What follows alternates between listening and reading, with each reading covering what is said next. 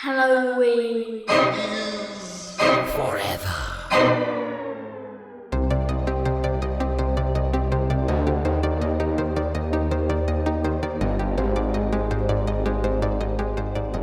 How come the Invisible Man never had kids? Why? Why, Brian? Because he's not a parent. Hey. Welcome, boys and girls, to a fucking big old fatty showdown episode. Halloween is forever. I'm Brian. I'm Meg. I'm Mr. October here in November. Here you are. God. Let's see how Mr. October fares So in gross. November, boys and ghouls. We are in that little bit of post Halloween. Yeah, listen. I know we're all sad. Spooky season is over for the year, but you know what? Don't forget, Christmas is. I've said this before. I'll say it again. Christmas is spookier than Halloween. It's fucking weird. There's a lot of weird shit that happens at Christmas, a lot of spooky ass stories, a lot of creepy shit, and it's not trying to be creepy, which makes it extra creepy. So we're getting into, spooky season phase 2 as far as I'm concerned. Now, we do have that couple of 3-week span between Halloween and Thanksgiving where, you're not fully into the holiday spirit. But I'm probably going to watch Santa's Sleigh. I'm probably going to get me some Bill Goldberg in my life right after we get off this recording here tonight. Yeah, I feel like I need to take a different approach to Christmas this year because, last year it definitely took me a very long time to ever feel like I was in the spirit. Mm-hmm. I love just, kicking off the season, a little bit of a soft transition from the horror movies, from the Halloween-centric horror movies into the Christmas. Maybe I'll take a week and I'll watch some Thanksgiving or something like that. But there's just not a lot out there. Let's be real about it. There's not a lot that lives in the Thanksgiving horror world. But soon thereafter, my God, it seems like every year there's 30 new. It's pretty much like the Hallmark horror movies, like Hallmark Channel Christmas movies, but Tubi comes out with an equal number of new Christmas horror movies every fucking year. So we've got some good ones coming down the pike, but that's not what we're talking about here, guys. Come on, get with the fucking program. We're talking about Universal Monsters. This is our November Showdown episode. All of our lovely listeners and social media friends were very kind to us and helped us to select our topic for November, which again is Universal Monsters, which was an absolute blast because I'm usually watching a whole bunch of these movies around Halloween season anyway, but I actually did wait until this weekend or Friday to watch a couple of these because they kind of do have a little bit of a vaguely holiday vibes. We'll get into it. We'll talk about it, guys. Before we do that, I always like to remind you at the top of the show, if you haven't already, go ahead and give us a little, subscribe or follow on the old social, the podcatcher of your choice.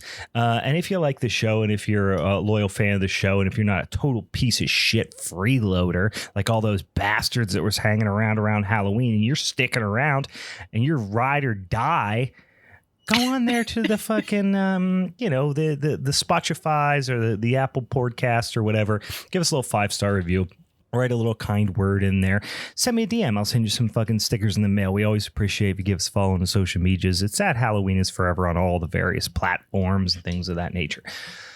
Now, let's get into this week, guys. We got some beers here. Meg's recording from work right now. It's a very different background than we're used to. Isn't it pretty? Isn't it beautiful? Steve creeping in the woods like he normally is this time of year.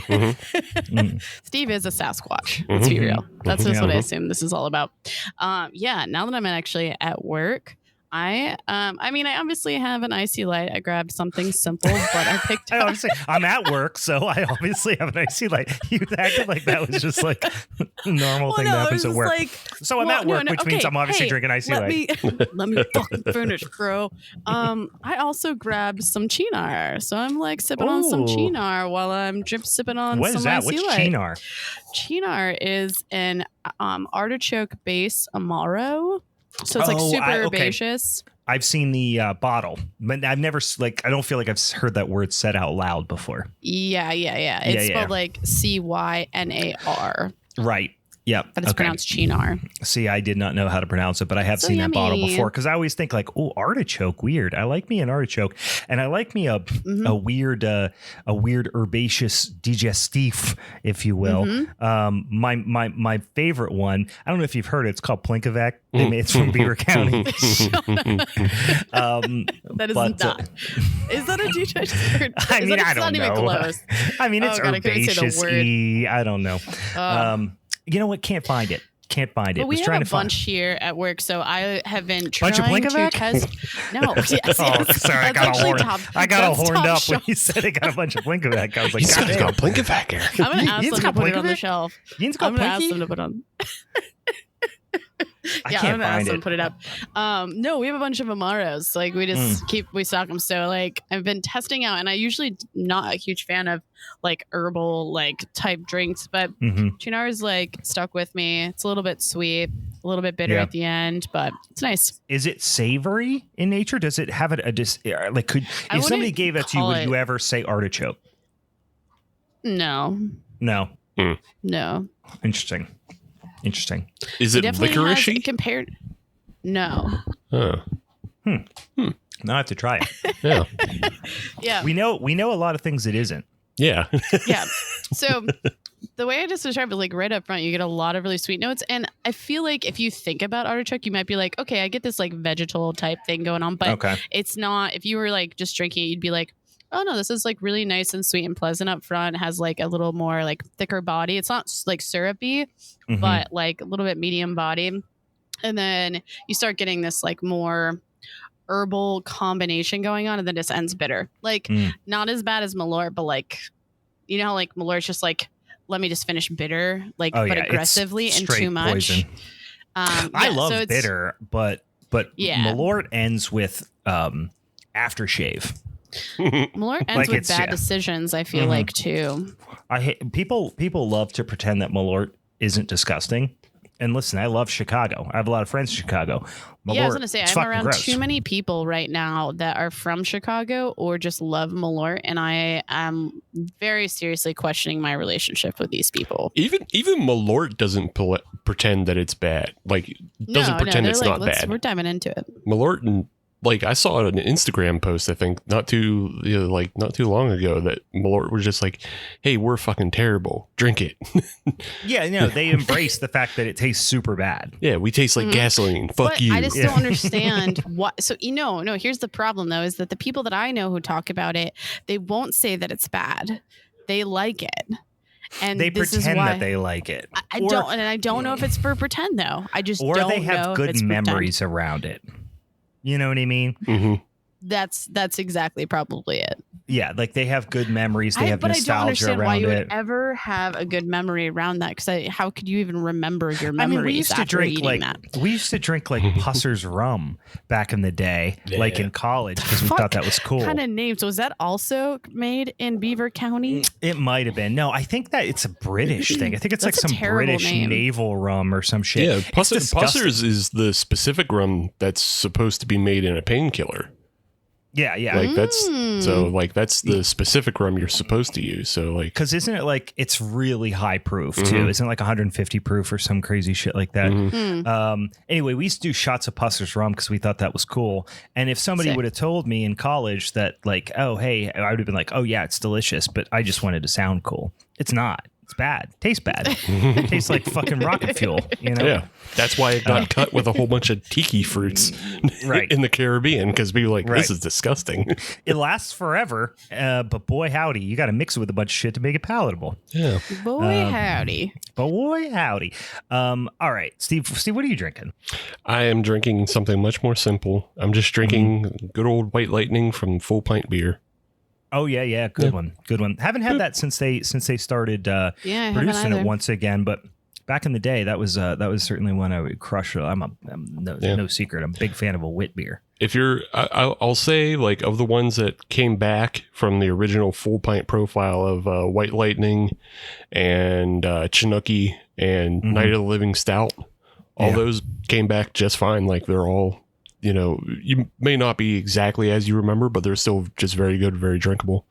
Yeah. This is nice. You know what? And So good. I really want Night of the Living Stout to have a redemption because this was 2013 probably the last time I had it, and it was one of the most undrinkable things at that time that I had ever had, and I was really sad because obviously I really liked the idea that it was like spooky and shit, but it was just like insanely bitter, and then can't remember. Yeah, it was just like over the top. Like this is not what I want to drink in a pleasant way. I hope it's still that exact thing, because that's what I loved about it. Is it was the only Really? like aggressively hopped, insanely bitter, like 95 IBU stout.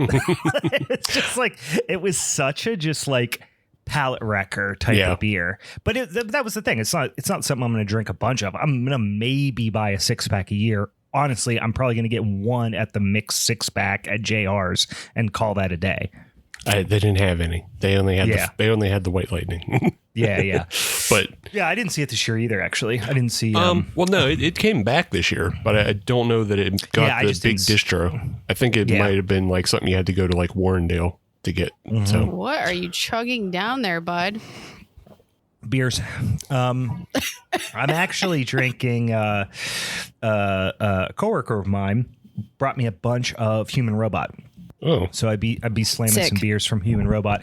So I really like their that stuff. one. I finished. I had the Hallertau Pils earlier, which is a go-to. The Polo Tomavi, the Czech Polo Tomavi lager, which I was just finishing, and I'm about to dip into this old.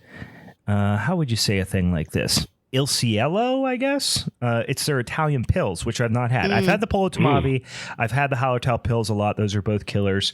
Give me all the Czech, the German words, but Italian words, no. Yeah. I don't know. That I'm not That exactly was me sure. speaking on behalf of you, Brian. No, I'm you're 100% accurate. I can say all those words. I don't know what the fuck Il Cielo means. I never know when is the C a C, when is the C an S. I don't fucking know. I can't keep up with this. But this is their Italian Pils, which I have a strong suspicion is probably very, very tasty as well, because they don't really make any bad beers. So I'm going to dump into that some bitch here in a hot sec. All right. I don't think we have anything else to talk about. I think we're going to get in these motherfucking movies, aren't we? Fucking go, bro. I just did some freaking push-ups, some curls. I'm getting my testosterone. Got the T's high. I'm already sweating, guys. Party. I'm already sweating. I'm so nervous. I got a buzz going. I'm getting ready to fucking rock right now. My coworker did say that he would keep me stocked with alcohol while I sat here. That's it. That's a good deal. That's a good It's deal. a good coworker, you know? Yeah. Mm-hmm. Shout out to Josh. Shout out Josh, doing it up over here. Somebody's gonna get power bombed because Josh is gonna get mega liquored up. All right, so once again, guys, we are talking about Universal horror flicks. For those of you who are maybe new to the podcast, because we do have a lot of new listeners, especially right after Halloween. I don't know if you guys saw, but we had like 40,000 downloads in 1 week or some shit like that during Halloween, or maybe it was more than that. It was something asinine. it was something stupid. Yeah, it was like wasn't it like last year we hit right around 50,000 downloads at this time, and then now we hit 160 something thousand. It was asinine. Like just total downloads, and which I think is great. It's insane. Oh yeah, we had like 60,000 downloads in like less than 2 weeks, which is fantastic. I'm not gloating. I'm just saying we always get this big old spike around Halloween, which is fantastic. And then all those freeloading bastards, those rat fucks, they all jump ship, and then we get back to our normal, several thousand, which is wonderful. We love it. Those are the hardcore listeners. That's those the are the core. ones that are listening to us in February and March. So if you're listening to us after Halloween, hail Satan. Yeah. You're out here killing it. You're out here killing it. It's our pizza nerds in Ohio. It's our horror lifters. It's our Right. Shout out to all those guys. Yeah, it's our Bigfoot pens out yeah, there. our Bigfoot Bens, our decaying with the boys. Yeah. So anyway, as you're probably aware, we do a little showdown episode, which is every first Monday of every month. And how that works is we have this big old spinny ass wheel, right, with a bunch of different potential topics on it. We pick 3, we throw them out in the social medias. All our listeners and social media friends, they help us select one. This particular month, they picked Universal Horror. So each one of us picks a movie from that, pertains to that particular topic. And then we're going to each talk about it. We're going to argue why ours are superior. Like I said, somebody is going to get, there's going to be a moonsault onto a table full of thumbtacks and firecrackers and barbed wire. Eventually, we are going to vote, and somebody is going to hopefully take home that son of a bitch and strap for the month of November. Now, Steve is coming in with 2 consecutive months of victories. Yes. So he does get to decide the order in which we proceed discussing our various movies this evening. Yeah. What do you think, Steve? Yeah. I don't know. It's a good question. I think I'm going to go first this time. Ooh, saucy pick. Yeah. I'm going to go orthodox. Yeah. I'm going to go first. We're going to put Meg in the middle. Okay. And then, Meg in the middle. This is a new game. I like it. Yeah. And then Brian's going to go at the end simply so we don't have, 2 Invisible Man movies right next to each other. We don't have all the variable, the various invisible individuals. But you know back what, to back. Steve? I mean, not to critique this, though. Now my brain has to go back and forth. Yeah. Mm-hmm. Yeah. That's what he's hoping for. I got to keep you on your toes. Okay. And then I also have to put Brian at the end because he's already coming in. He's like, I'm hyped. I'm ready to go. You know what? Cool him off. Send him at the back. Cooling him off. Damn it! I knew I shouldn't have said it. Cool him off. Send him to the cooler. Yeah, this is okay. Fourth quarter. He's trying to do a kick. Kick. If you think I can't turn it on, as soon as Meg's done, you're gonna see me stand up. I'm gonna start tuning up the bands for some fucking sweet chin music. I'm gonna be over here. If you see me over here slapping my knee, you know what he probably puts in his other ear is he plays his own theme song just as soon as he's about to get going. Yeah. I'm just a spooky boy. That's my theme song, I guess. Can we record that, please? Like, that officially needs to become a thing. Well, I just talked about sweet chin music. I had to go, I'm going down that path. Well, all about the sexy boys, even more so about the spooky boys. If you can get both, which almost never happens. Almost never. And it's gonna continue to not happen. All right. Let's jump into this son of a bitch. Actually, idea for next year's Halloween costume, Brian. Be the spooky boy, but dressing like the sexy boy. Oh, yeah. Yeah. Your pants would just be like pleather, but like super like orange and black with some patches on it. Like I was gonna say, what if I go like full on like, but no shirt, Lux Interior, the creep style, where I have like the like leather pants that are almost falling off, where you can almost see the top of my dick, but my fat beer gut is hanging over the top of it too. So you're just talking about covering up your dick. You're just talking about beer gut over pubes. Yep, that's the ticket. Imagery of all of this is awful. That's the ticket. And then he goes, I'm tuning up the band, but his pants are too tight, and then he just trips and falls, and his ass is out. I gotta do that. I gotta do that thing where like I gotta bend my leg really hard to try. I got basically it becomes a horse kick at that point. Yeah, and we are thrown out of whatever venue we're performing in. I ain't got that kind of hip flexor, strength or flexibility these days, guys. His ass is out. His tummy's all over the ground. there's like little pebbles and paper clips and stuff all stuck to my hair and my belly. Receipts and various nonsense. Good. Receipts. All right, guys. Nobody wants this visual. All right, let's get into these goddamn flicks. I'm going to drink this Italian pills, and Steve thinks I'm going to cool off, but I'm just getting fucking psyched, even more psyched than I already was. Cooling off period. Hopefully that Italian pills is bad. It just makes him mad. It's fucking delicious. Damn. All right, we're going to start with a sequel. And we're going to be talking about The Invisible Man Returns from 1940, directed by Joe May, which is an alias because he was a German fella who escaped Germany but didn't want to have a German name in the theater. Like in the good call. No one did, yeah. Good call. 1940, good call. Yeah. Yeah. He left early, obviously, and because this movie was from 1940, he wasn't, a part of the war effort on the wrong side. He was, If he would have stuck around, he might have been, but who knows? Yeah, he was an art nerd, and if its and buts were candies and nuts, right. That's what I always said. But I mean, just for a little background, he was like an art nerd, and like he was a filmmaker in Germany, and he even gave like Fritz Lang an early start because he was a producer in Germany. And is he the Roger Corman of Germany, of pre-war Germany? He does not have like the prolific but yeah, I'd say I'm maybe just looking at Fritz Lang, and he is the most lopsided face I've ever seen in my entire life. That's classic that classic German jawline. But it's the eyes, actually. One's 2 inches higher than the other. He probably got fucked up during the war too. So I thought you were going to say, but he's probably got a pretty big dick. So all right. Those German guys, ugly also as fuck. Excuses that can be made. Ugly as fuck, but definitely very average. Guys, we're not talking about how ugly German people is. Sorry, I've had too many he is, already. but we can talk about their dicks. Is that okay? No, they're not here for this that. This is the shit I'm here for. All right, fine. Not here for German dicks. We're here for German spooky movies. All right, fine. But yeah. I'm on the wrong podcast. Sorry.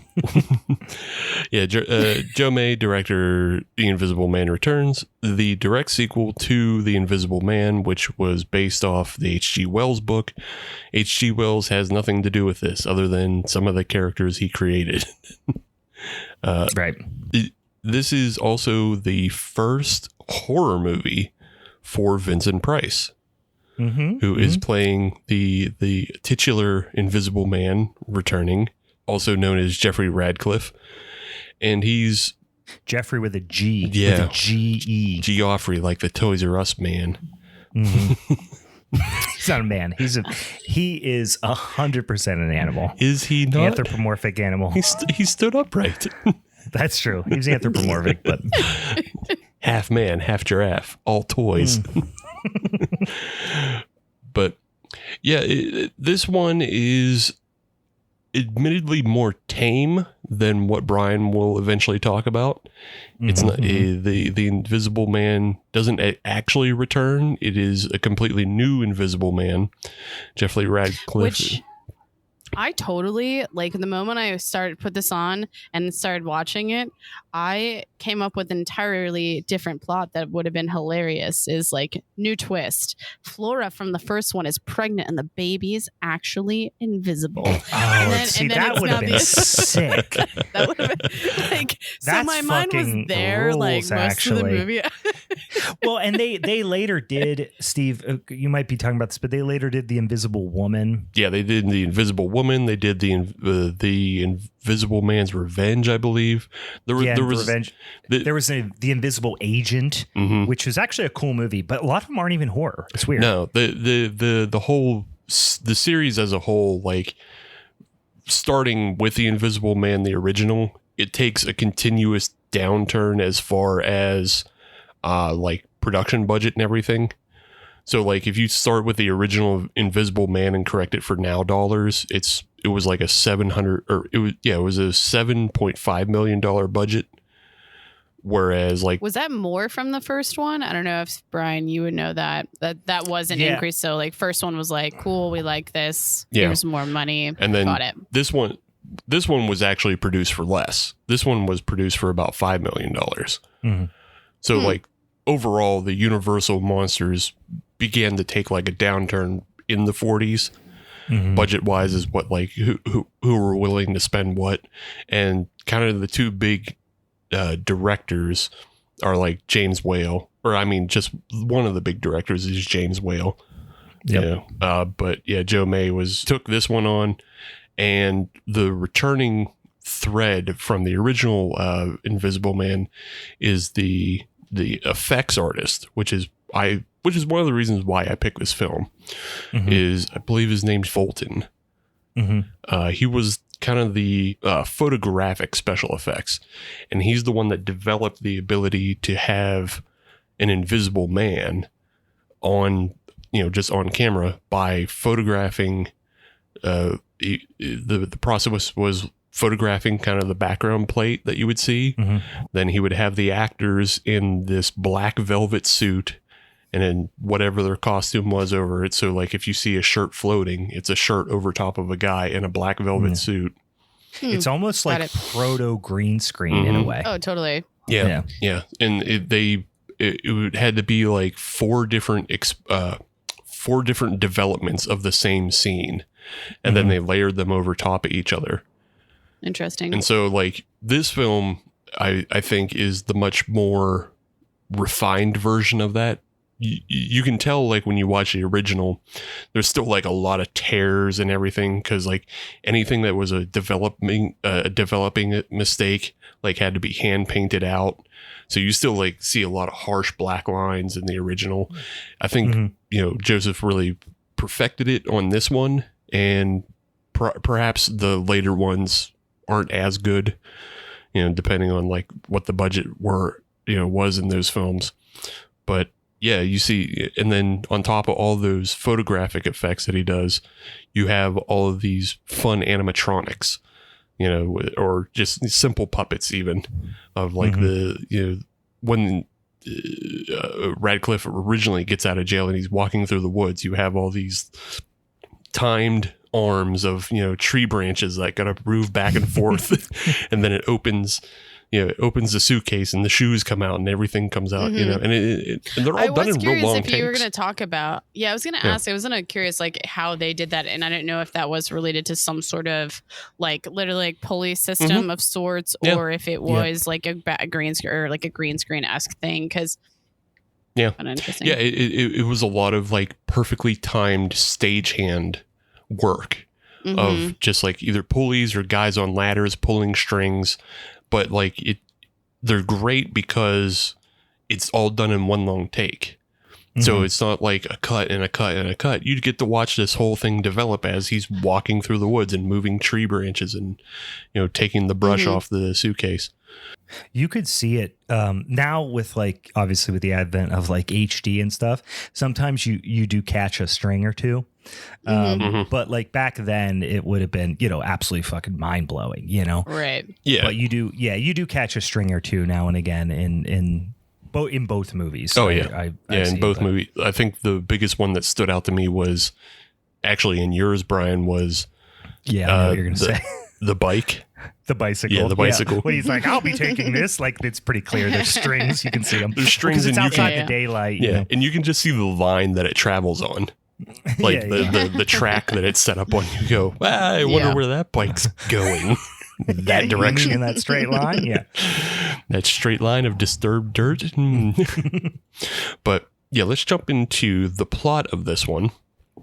The storyline plot that connects the two is Dr. Frank Griffin, who is the brother of the original Invisible Man, Griffin. In a long line of horror brothers named Frank. Right. Really picking up the mantle.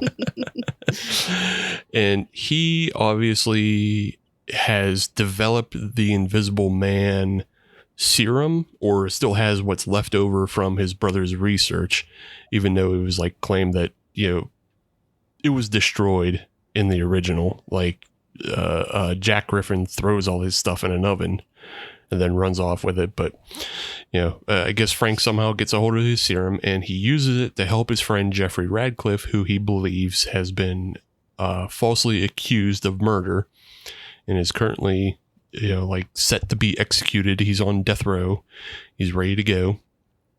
But he visits his friend, gives him the Invisible Man serum, helps him escape, and now they're trying to keep Jeffrey out of the hands of the police, but also keep him from going mad the same way that Jack Griffin went mad under the serum. Did they really, and I might have missed this because this is only the second time I've seen this one, but I've seen the original a lot. They do explain in the original that the serum, in addition to making you invisible, kind of makes you go batshit. Right. Do they explain that in this one, or is it just kind of implied? I feel like they almost implied it. Like they definitely brought it up that would be like the next step. Yeah. In this. Yeah, they keep saying it, but did they actually say it's the serum's fault? I mean, I know they do the little thing with the guinea pig and all that, but yeah, no, I'm pretty sure it. Like Frank is talking about, like the whole reason why he's got to find the antidote is because he knows before he loses his mind. Yeah, he does say that a couple times, but it's like, yeah. And there's a whole scene where like they're sitting like around a dinner table, and like Frank is confronting Jeffrey because he's starting to go nutty, and like so he knows there's a ticking clock. You wonder if it's like it almost felt like to me, for whatever reason, in the first one he was batshit from. I mean, he was batshit from the beginning. We'll get into it. The first one. This one, it's almost like he started to go, like the power started to get to his head, in a different way. Like it wasn't necessarily he was being affected as much as like it was a psychological effect of being so powerful. Right. And I think you see a little bit of the same thing in the first one in that like Jack Griffin is realizing like he can go around assassinating world leaders and shit like that. And like and Radcliffe brings up the same thing. He's like, oh yeah, like nobody can stop me. We can start taking control. You know, I don't need to go back to being seen because now I'm free. I can do as I please. Right. I mean, and I feel like the interesting thing is you have to like shovel all of that off to the idea of being mad, because I feel like outside of just knowing that you could possibly just be invisible and do whatever you want, that idea takes hold where the inhibition or like humanity of it all goes out the window. So you just like, no, these people are just insane, absolutely batshit crazy. As far as the purpose, maybe I'm looking at the purpose of the idea of going invisible. Yeah. So again, like in the first one, it's even mentioned at some point, like Jack is like, I can take this serum and I can sell it to armies and make invisible armies, and I can be powerful that way as well. They said like basically I'll sell to the highest bidder kind of thing. Yeah. So Jack is definitely way in the mindset of like, he always was creating this for power. Whereas like, I think the turn on this is like Radcliffe is like condemned to be like at the behest of someone of power is what we come to learn. Because what we learn is that he was framed for murder. He was framed for his brother's murder. And like the person who framed him took control of his mind and, elevated some sleazy hobo to run the mine. Great character, by the way. And he's the best character. Yeah. I love a good, just cartoonish, ridiculous. That's what I love about a lot of these Universal monster movies is they always have some absolute just cartoonish, silly ass character. Oh yeah, and like there's one in Dracula of the fucking the asylum kind of orderly, the head orderly. Renfield. Well, not.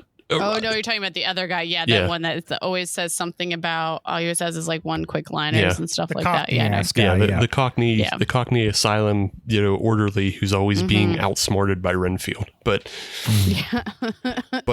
so what I was getting at though is that because Radcliffe has been condemned to this life, that his life has been turned upside down by somebody in power. Now that he has power, that's what's beginning to corrupt him. It's just kind of an interesting filmmaking note. And I don't know how intentional this was, but it plays out well because of this, is you never see Radcliffe until his redemption. Right. And it's even before he takes the serum, you never see him before that. No, that's honestly, in my mind, it's the best part of the movie, is that little... Because a lot of movies back then, I would say one like shortcoming of horror movie, like genre films in general back then, is they always feel like they have to explain everything to you. Like they really have to really spoon feed it to you, because a lot of these tropes and things that now we can glean from pop culture and just like the general, horror zeitgeist, back then they weren't established perhaps. Right. But like the one thing early in this movie is that scene where he's escaped and they don't come out and say between Frank and what's her name? the fiance. Was it fiance? Are they engaged? I forget. I mean, they're definitely together. Yeah, his significant other. They actually do this little thing where it's like they're trying to get. He's in a bunch of other Universal horror flicks too. I keep want to say Kemp because Kemp's the other guy in the first movie. Mm-hmm. Cobb. Okay, yeah. They're trying to get Cobb to like pull some strings to put some sort of stop on his execution, and then when he basically is like, sorry, my hands are tied, then they kind of give each other this knowing look like we got to do what we got to do. Mm-hmm. And he escapes, and they don't really tell you why, but it's not that. I mean, I was watching with my 8-year-old daughter, and she was like, "Oh, they gave him some of the invisible juice." Mm-hmm. She could kind of figure it out. But I do like that they didn't flat out say like, "We're gonna sneak in. I'm gonna give him the invisible juice." Yeah. Like they didn't cut like a lot of other Universal horror movies. They do, or just horror movies at this time. They do tend to spell that stuff out. So it works on that level, and the other level it works on is just the idea of the people who are imprisoned in general are just invisible, because like you never see him. You just assume that he's locked away in the tombs, and like you're never supposed to ever see him again, and you don't until he proves his innocence. And how he does go about that in a very mischievous way, but I'll say mischievous. Mischievous. Yeah, it's I mean, this movie, I don't want to jump into poking holes here, but I will say a couple of things. One, I know what you're doing, Steve. I know what you're fucking doing. You know I got a soft spot for Vincent Price. You know this about me. So you're throwing in a Vincent Price movie knowing that I'm going to have a hard time denying one Mr. Vincent Price. But I'll say two things about him in this. This is a very young Vincent Price. Oh, yeah. This was his first horror role. Yeah. So he didn't have the persona or even the voice that you expect from Vincent Price.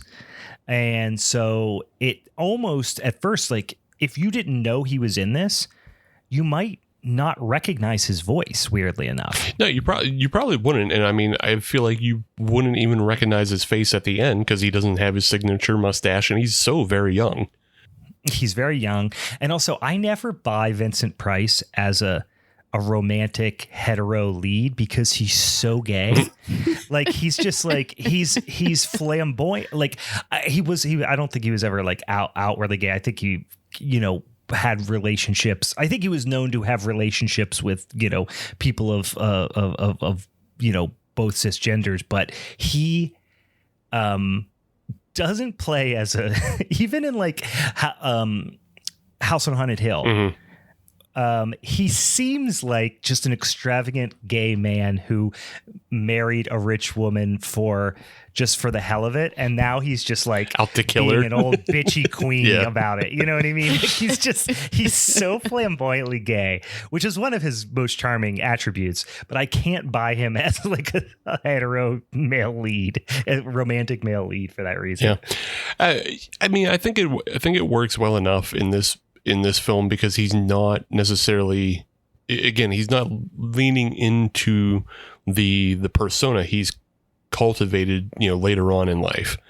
It's still very young for him, so it's not like the most believable, but I think what it really lends to is the idea of him going mad. I think in those scenes, because I mean, I would say through all three films that we're talking about tonight, the romantic relationships are who cares, and they're pretty stilted. Like Jonathan Harker in the Dracula movie is probably the most who gives a shit. Like, yeah.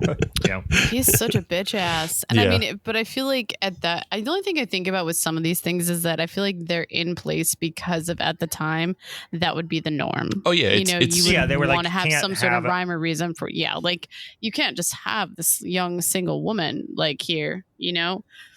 Like they would start talking about her feminine wiles and start blaming her for Dracula's behavior, if she didn't have like another partner, Right. Yeah. It's a twofold thing of one, back in this time, women can't be single and powerful. And two, there's a phrase that Red Letter Media uses a lot, but it's called a case of the not gays. And that means you can't have male leads who like are unattached to women. Yeah. So like you have to both, you both have to make women submissive. Wink, wink. Yeah. You both have to make women submissive, but also dudes hetero.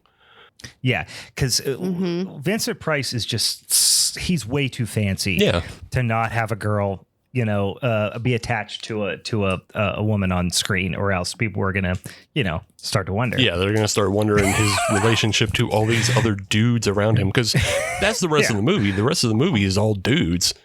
Like with the exception, guys, we just suck each other's dicks. Just sometimes, sometimes doesn't make us doesn't make us gay. Yeah. Sometimes I take my big old cigar, and I blow the cigar smoke out, and I find his dick, and then I suck it. All these movies, I just love the incredibly thinly veiled, like homoerotic tension in all these movies. I mean, unless you're a cop, then you're a fucking buffoon. There's no right. There's no homoeroticism with the police in both of these films. They are the dumbest fucking, like, you would think I love squads. You would think you're watching like some sort of ACAB movie. Between that and the invisible men, the various invisible men's, they love to just fuck with old, like, they just like to fuck with English country bumpkins too. Yeah. Yeah. Which is just, it's very the cops in this film are literally just how I see most cops. Yeah.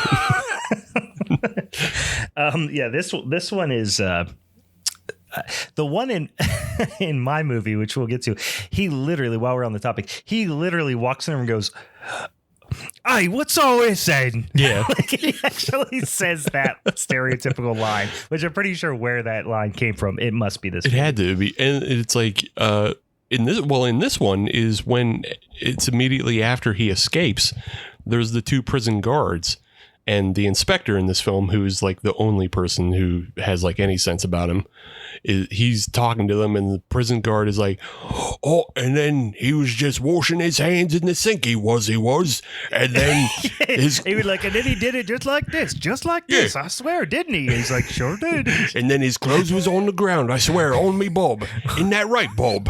On me, Bob. Yeah. On me, Bob. Then there's another prison guard named Bob standing right there, and he's like, "Yep, that's how it happened. Yep, sure did. It was.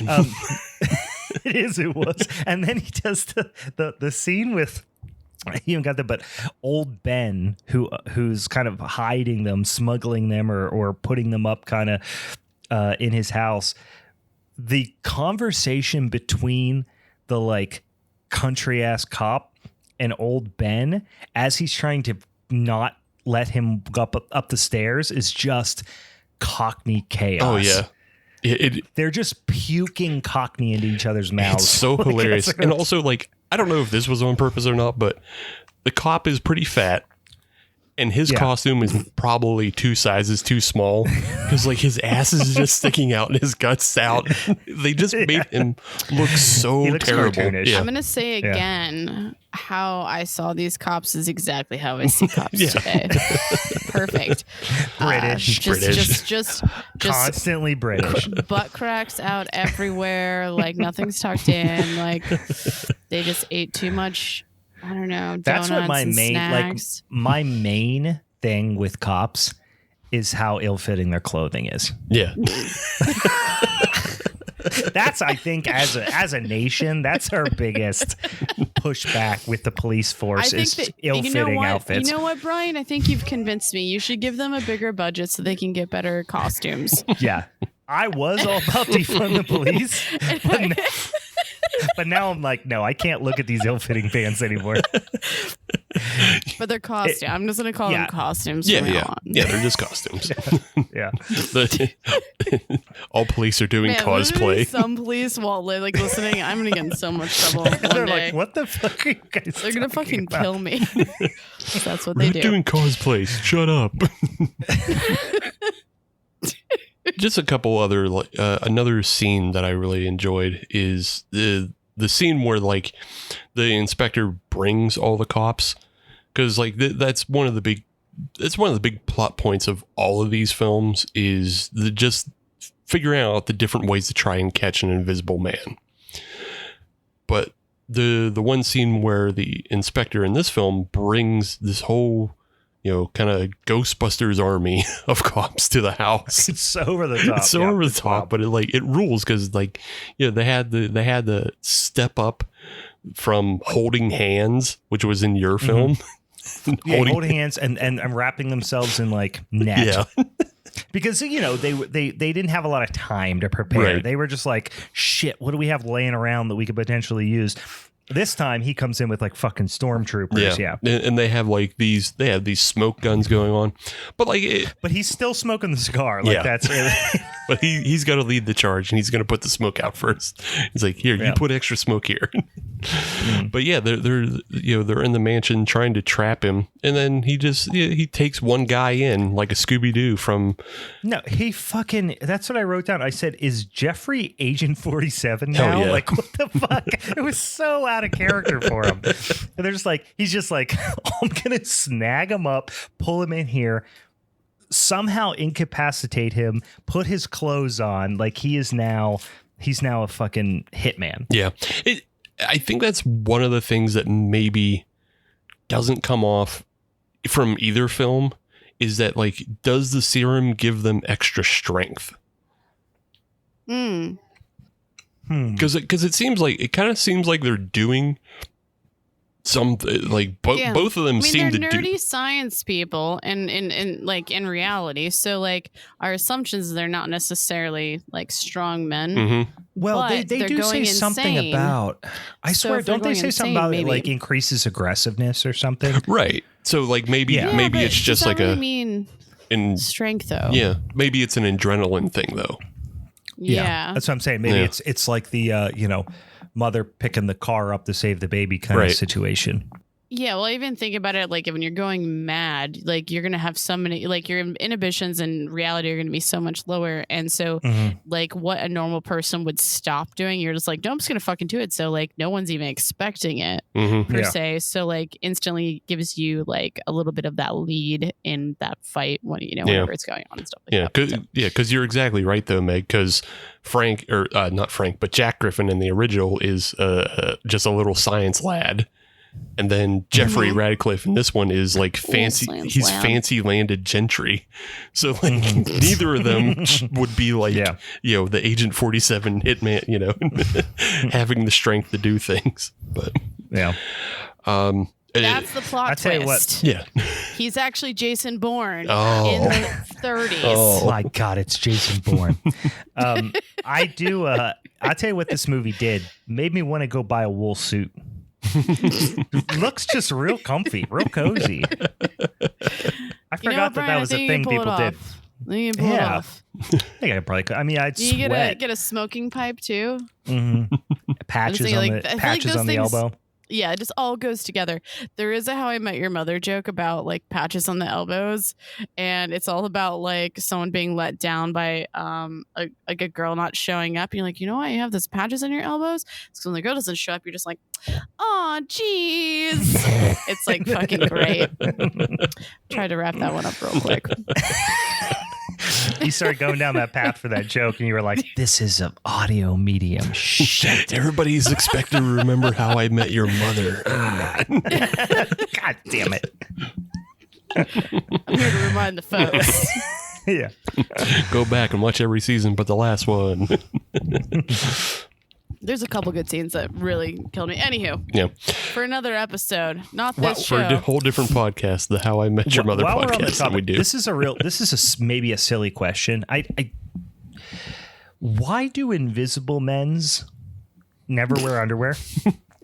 Because then you'd see the underwear. Because you don't have to. Right. Yeah, I mean that. When did underwear start being a thing? Like that was just like most people wear underwear. Wait, did they have some sort of like knickers that would go underneath their knickers? I think they all wore like long thermal pants. That sounds comfy. But this is also like sweaty. 1940, not like 1740. Also, it's British, so like they have different because they're like they call their underpants pants. Really? Yeah. What do they call pants? Breeches? Yeah, slacks, breeches. Slacks? Yeah. Yeah. Yeah. When did the original briefs get invented? Who knows? Yeah, they just, in both movies, they drop It's their not a drawers Google and search there's that nothing. I really give a fuck about right now. Yeah. But someone should, and they should message us. Yeah. I can't bring myself to look it up, but if you choose to, Godspeed. The history of underwear. Look, Steve already bought a book Yeah. off Amazon. I'm already there. Steve I wrote need to the figure book. it out. Steve wrote the book. He's just hiding it from us until it gets released. I wrote the book on underwears. Yeah, I don't know. But I feel like it's just a thing that they're prepared for. They know they're going to get naked at some point. So why get caught up in that one thing that's like you have to lift your leg? The underwear take the longest time to get off. You can rip a shirt off. You can just drop pants and pants are gone. You can kick the back of your heels off. I bet they don't wear socks either because socks are too hard to get off. Too much time. Fuck socks. Too much time. You're saying these guys have shifted their wardrobe significantly since becoming Invisible Men's. Yes. I see. Yeah, I don't think they're So possible. what about the plot here? I'm trying to like still get excited about this plot.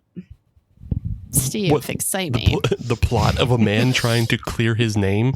This is The Fugitive before The Fugitive, Meg. What are you upset about? I'm just trying to get us back on track. that famous horror movie, The We've Fugitive. basically talked about both movies in this one conversation so far. Yeah, because they're worth comparing. And the one I'll add another comparison to that, and just back to the effects of how good the effects are.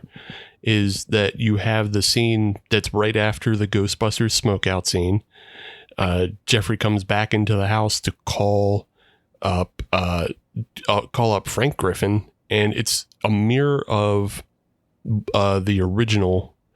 And the original has the scene where he sits down in the chair, and the chair depresses in. Right. They do it again. That's great. They do it again in this film, but they make it much more complicated in that it's a bigger chair, and like it's the back of the chair that depresses in, it's the seat of the chair that depresses in, and then he's on the phone, and then he's just hanging out on the phone. The chair's swiveling around, having a good time. This movie, I'll just say it because I was going to wait to say it. This movie is just the first movie, and then they just do a little bit more. Yeah, with better effects. With the special effects, but the story is not nearly as good. Yeah, but I was gonna also say is like I feel like what I almost like Vincent Price's like Psycho laugh a little bit more even like when he's going mad it's just like oh my god, like you just like felt how uncomfortable it was for everyone. So I mean I like the idea of the story in general too of the serum that like is driving someone mad. I still think both these stories, and it kind of makes me sad that they kind of continue to go downhill the way you guys described it, because in theory I feel like this like could have been something amazing. And I know like it was remade within the last 4 years. Well, a number of times, but I mean a specific Universal one was remade in 2020 with Elizabeth Moss. Okay. But I mean like you have a whole bunch of other Invisible Man films like Hollow Man, and I haven't watched it, but a bunch of Scientologists made one a couple years ago. But Hollow Man kind of rolls a little bit. Is Hollow Man the Nicolas Cage one? No, that's the Kevin Bacon one where you see his dick. Kevin Bacon's dick. Oh, Kevin Bacon. That's what I'm thinking of. I don't know why I said Nicolas Cage. Kevin Bacon. A little bacon and sausage, you know what I'm saying? Two meats on the breakfast platter. Yeah, see, I feel like that one was super creepy. What I'm saying is, in theory, this idea is actually a really great idea. Yeah. Like, I love the idea of like the scientists, and then like you're getting the scientists gone mad. But I do think like they just fall short a little bit on like this exciting factor. But we do get a hero story almost in the end. Like, wait, I'm trying to think of where we get to clear the one guy's name. You know what I mean? Like, yeah. I don't even know if that's even the right terminology for it, where it's a hero story. You know, like it's maybe an even anti-hero because he's a dick the whole time and going crazy. Well, that's one of my main things I don't like about it is because he gets redemption, he becomes a hero, and he lives happily ever after.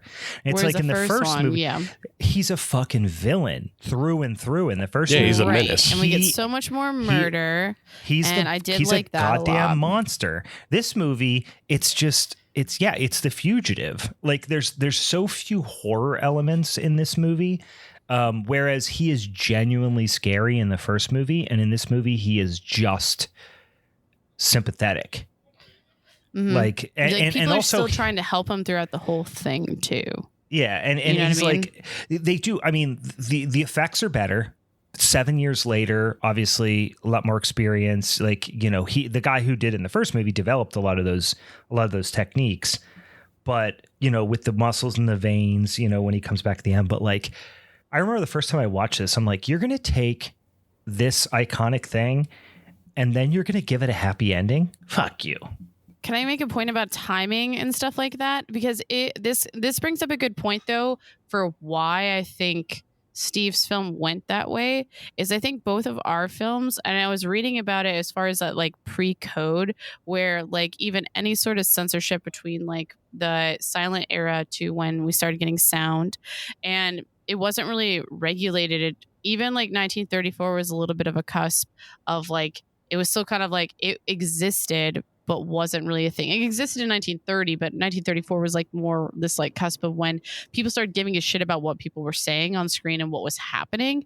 So what I saw is like this shift from Unhinged, where we're like, hey, we have sound and we can do whatever the fuck we want because no one's really paying attention, to then where films went where we needed to have that happy ending. And I kind of saw that more so in Steve. So I'm not trying to make an excuse, or just I think that's the explanation for even why it almost had to go that route. And see, I don't know if there was any more history if shit got cut or what, but I would just say, look at, I mean, the majority of like horror films from the 40s and 50s are all kind of this way though. Like, exactly. Like I think perhaps the original Invisible Man is a little bit of a standout in the fact that it's stuck closer to the source material and just has all that unhinged nonsense going on. But like when you get into films of the 40s and 50s, they all have like these sappy, happy endings. They're not, it's hard to call it, you know, I mean, nobody is going to be scared by this in modern day. Like they still didn't even really like perfect the jump scare as you can tell in like a lot of these films. You know, the soundtrack, the sound design is very amateurish in most of them. So like it's hard to like put on this film. I mean, I can objectively admit that it probably would be less scary than the 1933 Invisible Man. But I think there's still plenty enough horror elements of just seeing an invisible person and seeing the way he menaces the people around him and the horror of becoming a monster when you're not one. You know, and we have to also define like the idea of monster too, though. In this, so it's like we have to be very clear about our interpretation of what this monster character is, because like obviously for my film, like Dracula is a very clear, evident. We know year after year he is this monster, and this Invisible Man has like kind of shifted in times where like the first one I'd be like, that is an evil human who has gone mad. I mean, he might not have been evil at one point, but I see that more as like quote unquote a monster. And depending on how we really want to critique these, I wouldn't see as your film as much of like the idea of like a monster versus the first. Well, solely because of that development, I think that I'm understanding is like, I think they had to create this happy ending for it, that he had to come back, that it wasn't actually this monster, but he did become one, you know, throughout the film. Yeah. He was like, he did have these characteristics. It's just, if we're comparing, and you two did it to yourselves, we're comparing the two. All right. You did it to yourselves. But I mean, the idea of the monster in this one is that he is becoming it. You know, they see it coming down the tracks, and like it's obviously directly referenced in like that, you know, they say the original Griffin killed like hundreds of people. So they see it happening, and they see all of the telltale signs of like he's becoming more power mad. He's like getting close to crossing lines of like almost killing the people that, you know, the denouement of the film is like him chasing down chasing down the murderer, the real murderer of his brother, the person who set him up, and it's like, does he cross that line? So, yeah. I think ultimately the bad guy in this movie is Cobb, right? I mean, he's the you pretty quickly realize not too far into the movie that he is really the antagonist of the film. And Radcliffe is he threatens to be, this kind of monster or whatever, but he never really goes down that path. So it's like it almost the monster becomes the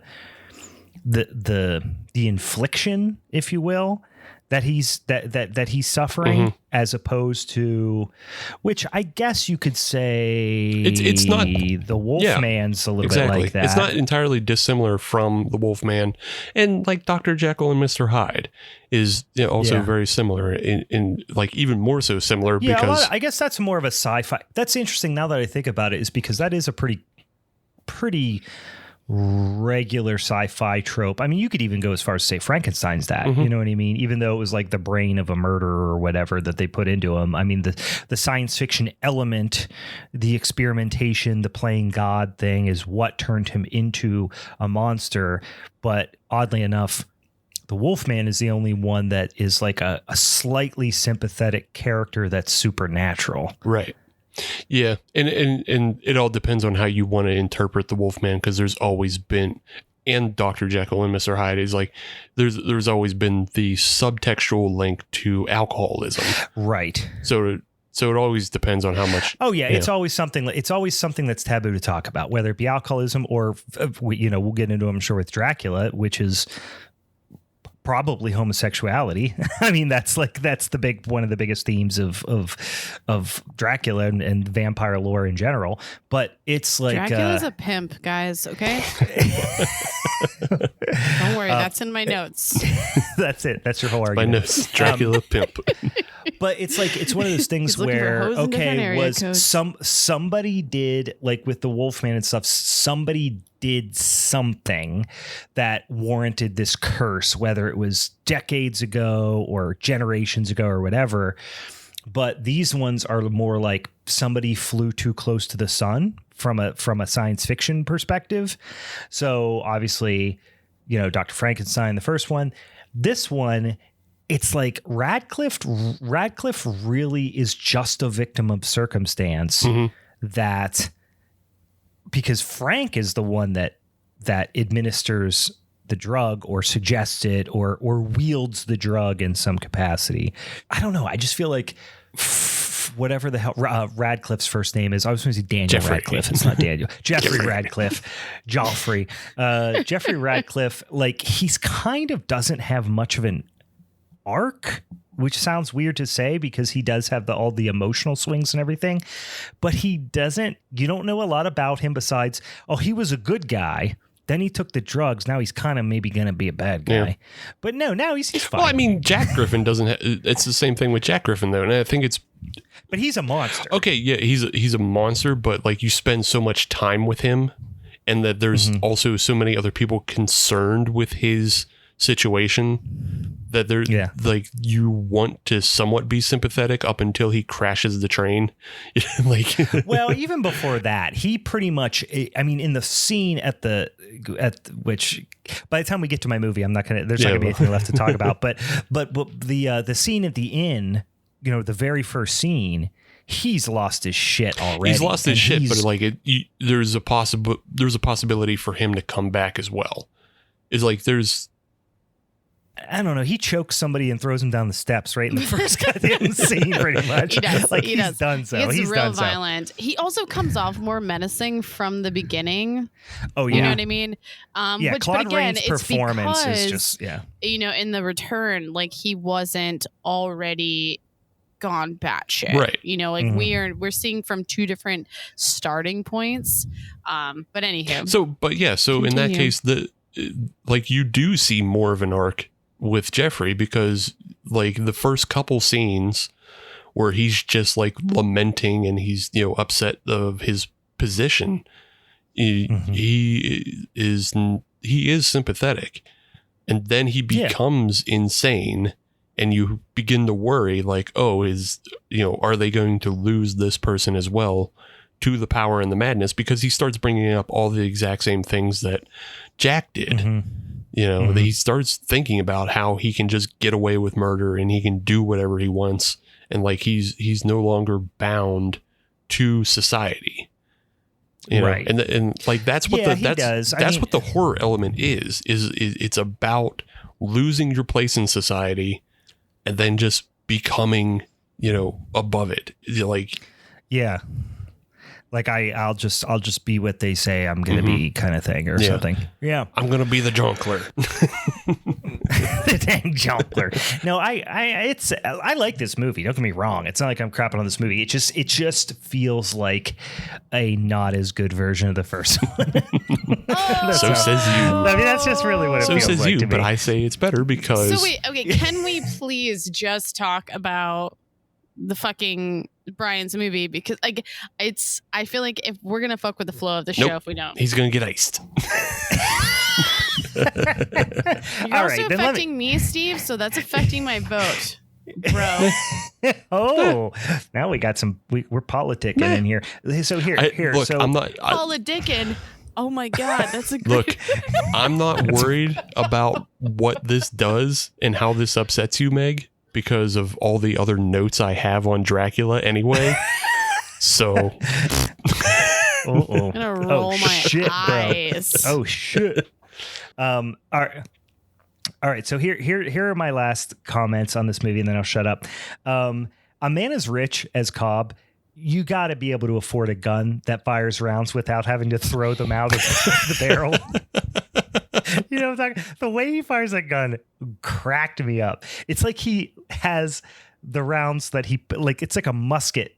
That he rolled the ball down inside and it has to throw them out like a high-lie fucking paddle or something. This is 1940, okay? There is an ammunition dryness. It all has to go to the war effort. That's true.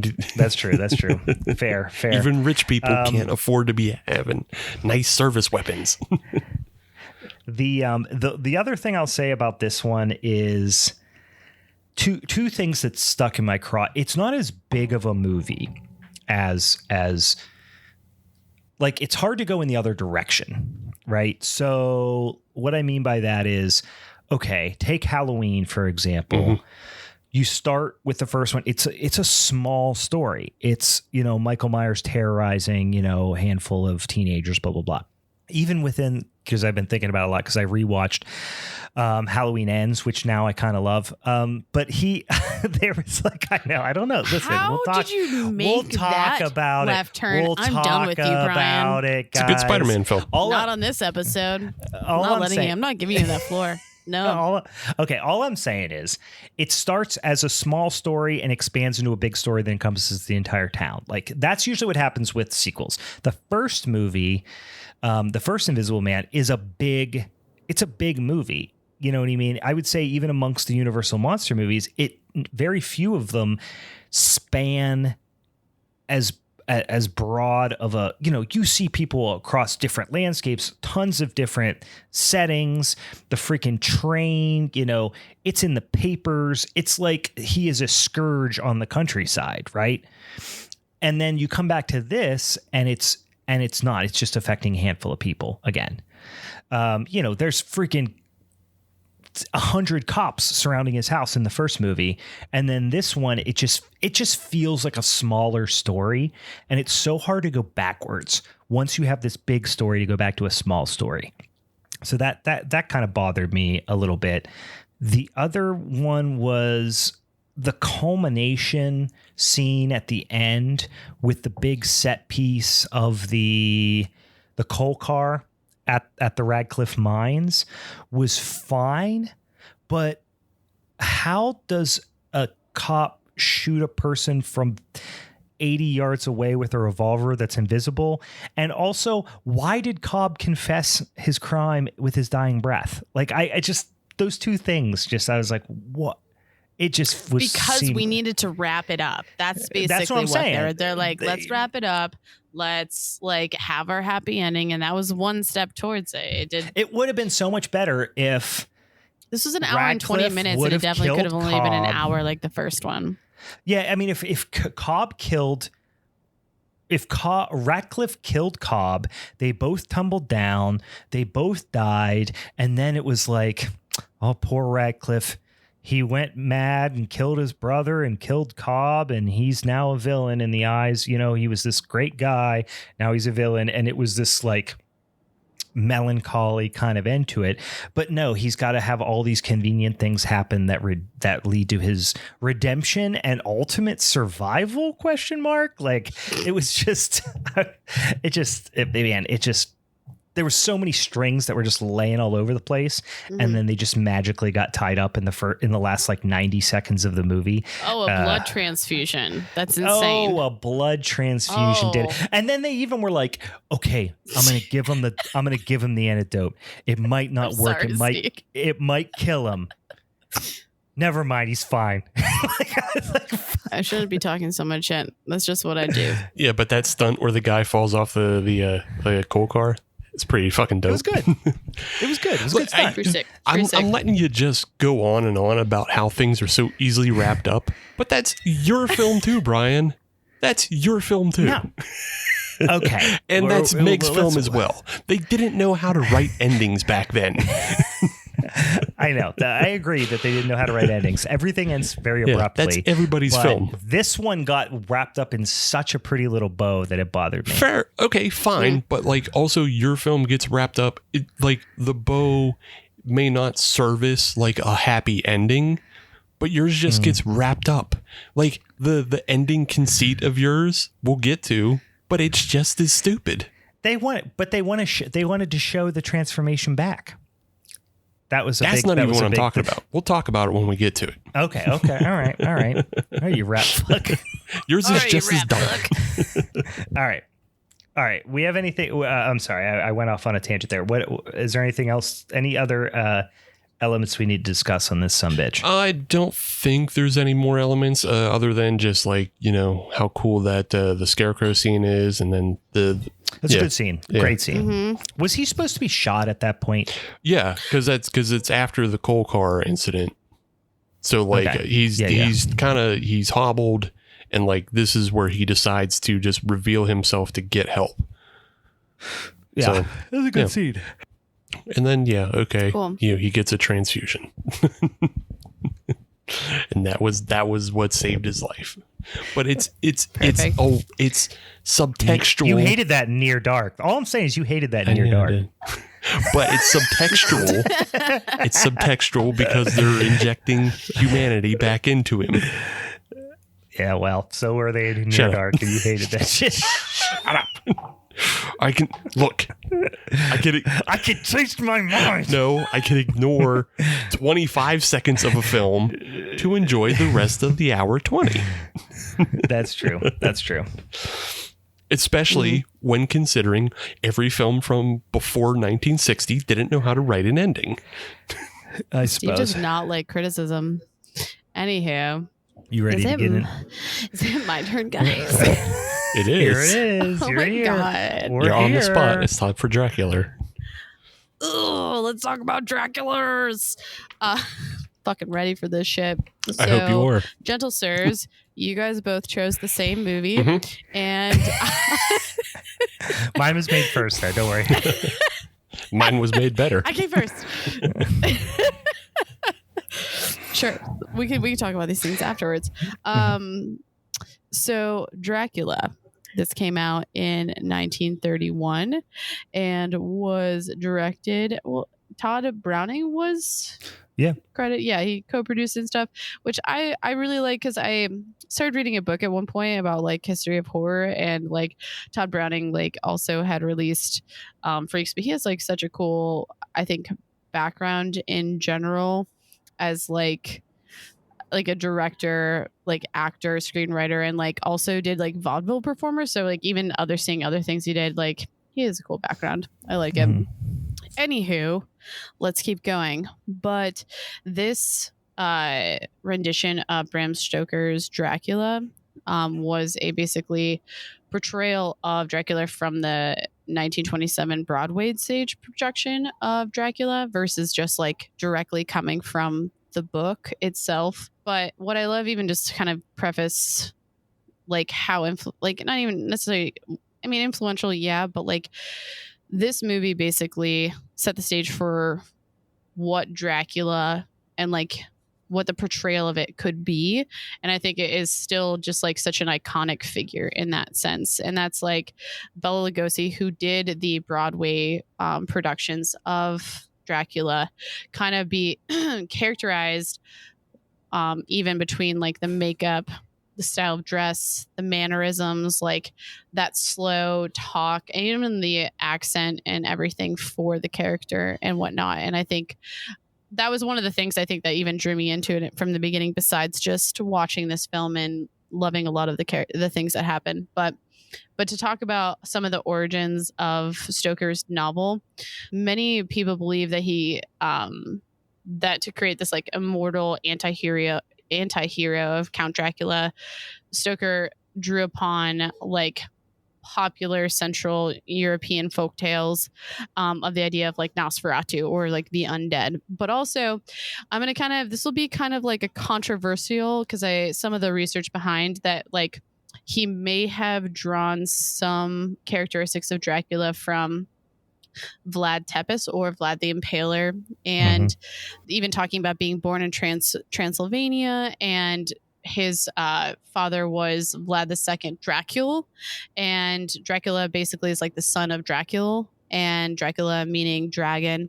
So these are like kind of really fun background, is like a really great name, and some of the research even behind that idea that this character being named for Vlad the Impaler having like characteristics of being very brutal, Vlad being known for killing his victims by stabbing or like impaling them with a wooden stake.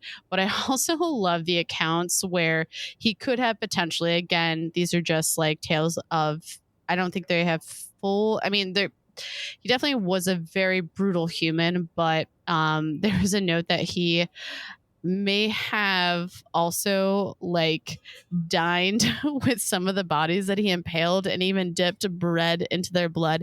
Again, I feel like these are just stories and tales, but it does not take away from like how brutal of human he was in protecting his country of sorts. So it definitely it's a sounds weird like thing that they always. Oh, sorry. I was going to say it's such a weird thing that they different vampire and specifically Dracula incarnations of the story over time weave in such dramatically varying amounts of historical knowledge. I've been watching the Castlevania animated series, you know, and it's that so one's wild so, how much that one's so wildly off. But then like you go back to Dracula 2000. Oh, God, that one was so much about like the historical link, you know. Yeah. So yeah. Right. Well, I think that actually that movie sucks so bad. I hate it. But I feel like that probably took the idea that Bram Stoker could have possibly driven influence. But there's this woman, Elizabeth Miller, who she did a lot of research on like this like Gothic folklore and literacy, and so she has been kind of this controversial figure, being like, there's no way that Bram Stoker actually derived these characteristics from Vlad the Impaler, mostly because she believes after rereading the book that he probably had this story, you know, based on pulling some stuff from folklore, and then just had the idea for this vampire and then just needed a really good name. And Dracula kind of like was like, oh, Dracula. And I mean, very well could have had, I think it was more so like this overarching like idea of what Vlad did, but doesn't actually know fully what he did, because she believes that if he did, that he probably would have derived more of the history from it. But overall, she's like, I just think he like had no clue about it, but like kind of had an idea about what Vlad did. And then just really like the idea, like the name Dracula itself, and thought it was a very menacing, haunting name. Yeah, that's what writers do all the time. They find something that sounds fucking cool and then they include it. Doesn't it mean like red dragon? Yeah, it means or dragon something? in like dragon in Romanian. He probably fucking heard that at a bar one night. It was like from like a Romanian person. He's like, you know about the Dracula? Can you guys do an impression? Yeah, I was gonna say, can you just say that he probably like just called it Draculas like back then too? It'd be really funny if it was like a Cockney accent or just like you guys do it better. But I just want you guys to do that, and it got like talk about Dracula. And then there was some like Chinese guy down at the end of the bar that was like, Dracula's hop, and they were like, shut up. They do not. Shut up. For sure. No, they don't. He's like, I swear to God, they hop. But yeah, but this film itself, like in this whole idea of like Universal Pictures, like really set the stage for what this Universal horror could be. So it was like very influential. And I think honestly probably could have helped other films get more money, because they're like, this had such success at that time that we can also do other stuff. I'm gonna open a beer too while I'm talking.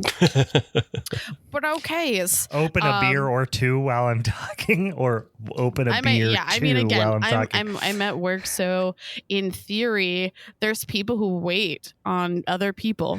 It would just be fun. I just imagine you going like cracking two, one with each hand, and then just stone cold them. I would have pierced them with my thumbs and shotgun both of them at the same time, though. That's what I would have done. Yep. So to briefly talk about, or not briefly, I mean, I'm hoping this movie wasn't long. It was an hour long, but I feel like it was still jam-packed with like really fun moments where we meet our character Renfield, who is basically trying to solicit Count Dracula to purchase this place. What was it? Something Abbey, like Colfax Abbey in London. And he's basically showing up to Transylvania being like, hey, motherfuckers, I got to go meet this Dracula guy. And they're like, dude, don't do it. Just don't do it. He's a scary motherfucker. We think he's the Nosferatu. He sucks blood. We have all these evidence. We see bats and we hear howling. He is not a good so dude. Weird. He's so scary, and he never wears a shirt. You make my walls bleed right now. Where's that fucking robot? Somehow you didn't think Dracula was going to get to Danzig, but it did. We'll get there. You can't go from A to B without the Dracula to Danzig pipeline. Danzig took that name because, again, he heard it from a Romanian person and thought it was cool. So wait, are we saying that Dracula is this like Kevin Bacon of like horror at this point to Misfits? He might be. 7 degrees of Dracula. Yeah. But yeah, so Renfield, he gets toted off to Count Dracula's mansion, and like the first hint we get where like weird shit's going on and he sees it, but he doesn't fully question it. He's like, I was already prefaced that shit could be weird. His driver disappears, which after reading a little bit more, I at first thought that maybe the driver was just also a vampire and turned into the bat, but I believe more so now that like he was somehow just like killed and murdered and like taken off, and then the bats are basically like making these horses take him to the castle, which again, well, no, it was Dracula was the driving carriage. That wasn't Dracula. Like he gives him the eyes. The guy who's driving him in the carriage to Castle Dracula is Dracula. Okay, somehow missed that. That's totally my bad. Again, sorry guys. No, it's all right. No, but so that makes more sense than my first thought. That I was like, which is why he turns into the bat while it's going. Yes. Yeah, okay, and then he's like, it's all right. Well, yeah, because he can talk to animals and shit too. That's like a Dracula. He can also be animals. He can talk. He can be animals. He can talk to animals, and Renfield makes it to the castle, where he is officially greeted by Dracula, which I almost like even just one comment on like leading up.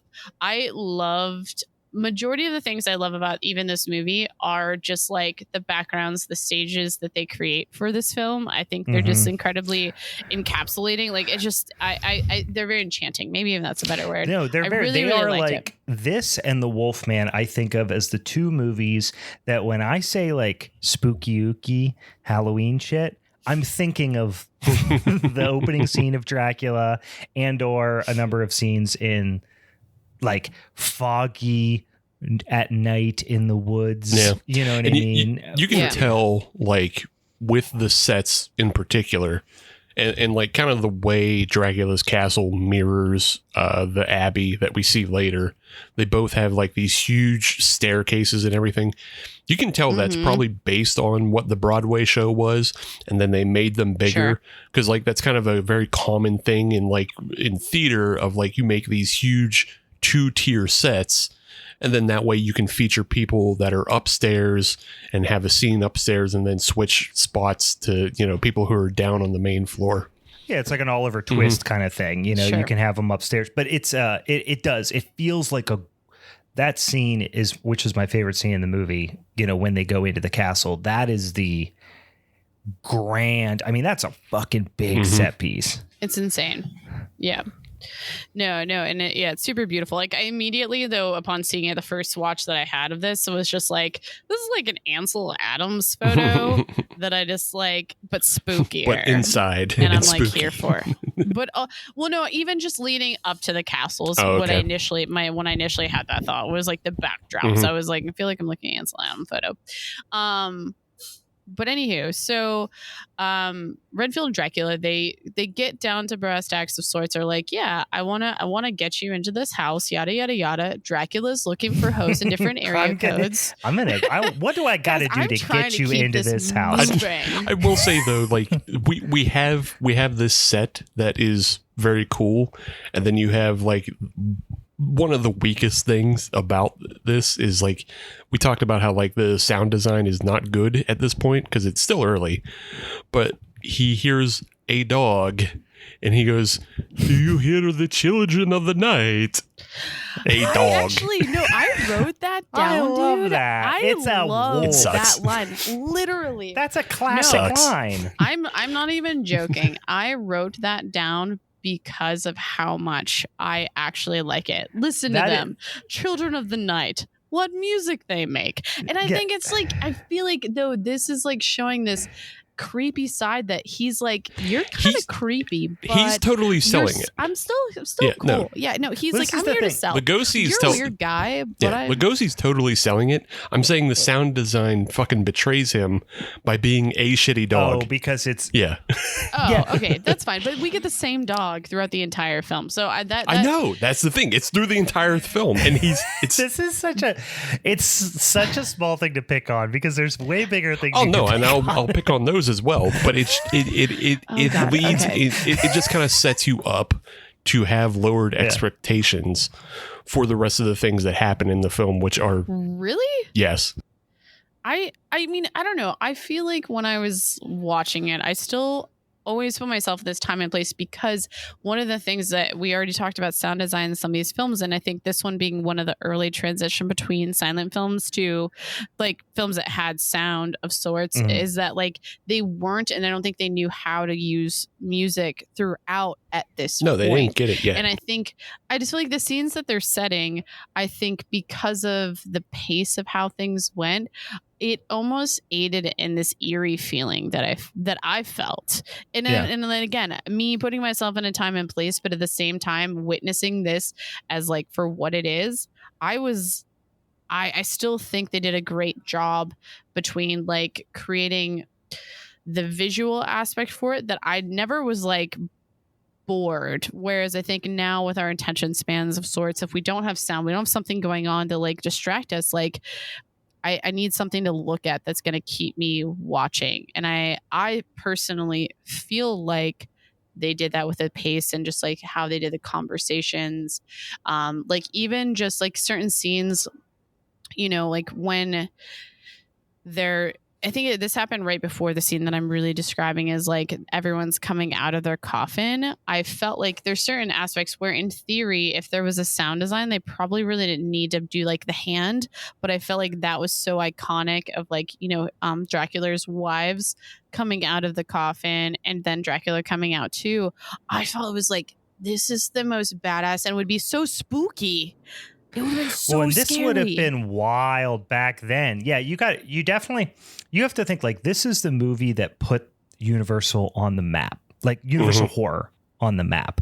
Yeah. So all of these tropes, all of that stuff, like this would have been really transgressive. There's a point from Nosferatu a little bit too. I would almost say that a little bit with like the hand thing, but like, well, yeah, it's certainly Nosferatu is way scarier, but this is like, you got to understand, like there was no dialogue. You never heard Nosferatu talk, right? You know what I mean? It was obviously silent. So you have to have they have to build in the novelty of the, like at this point, comedy or talkies are still kind of a novelty at this point. Sidebar though, I would also always picture Nosferatu's voice to be like how the Munster is portrayed.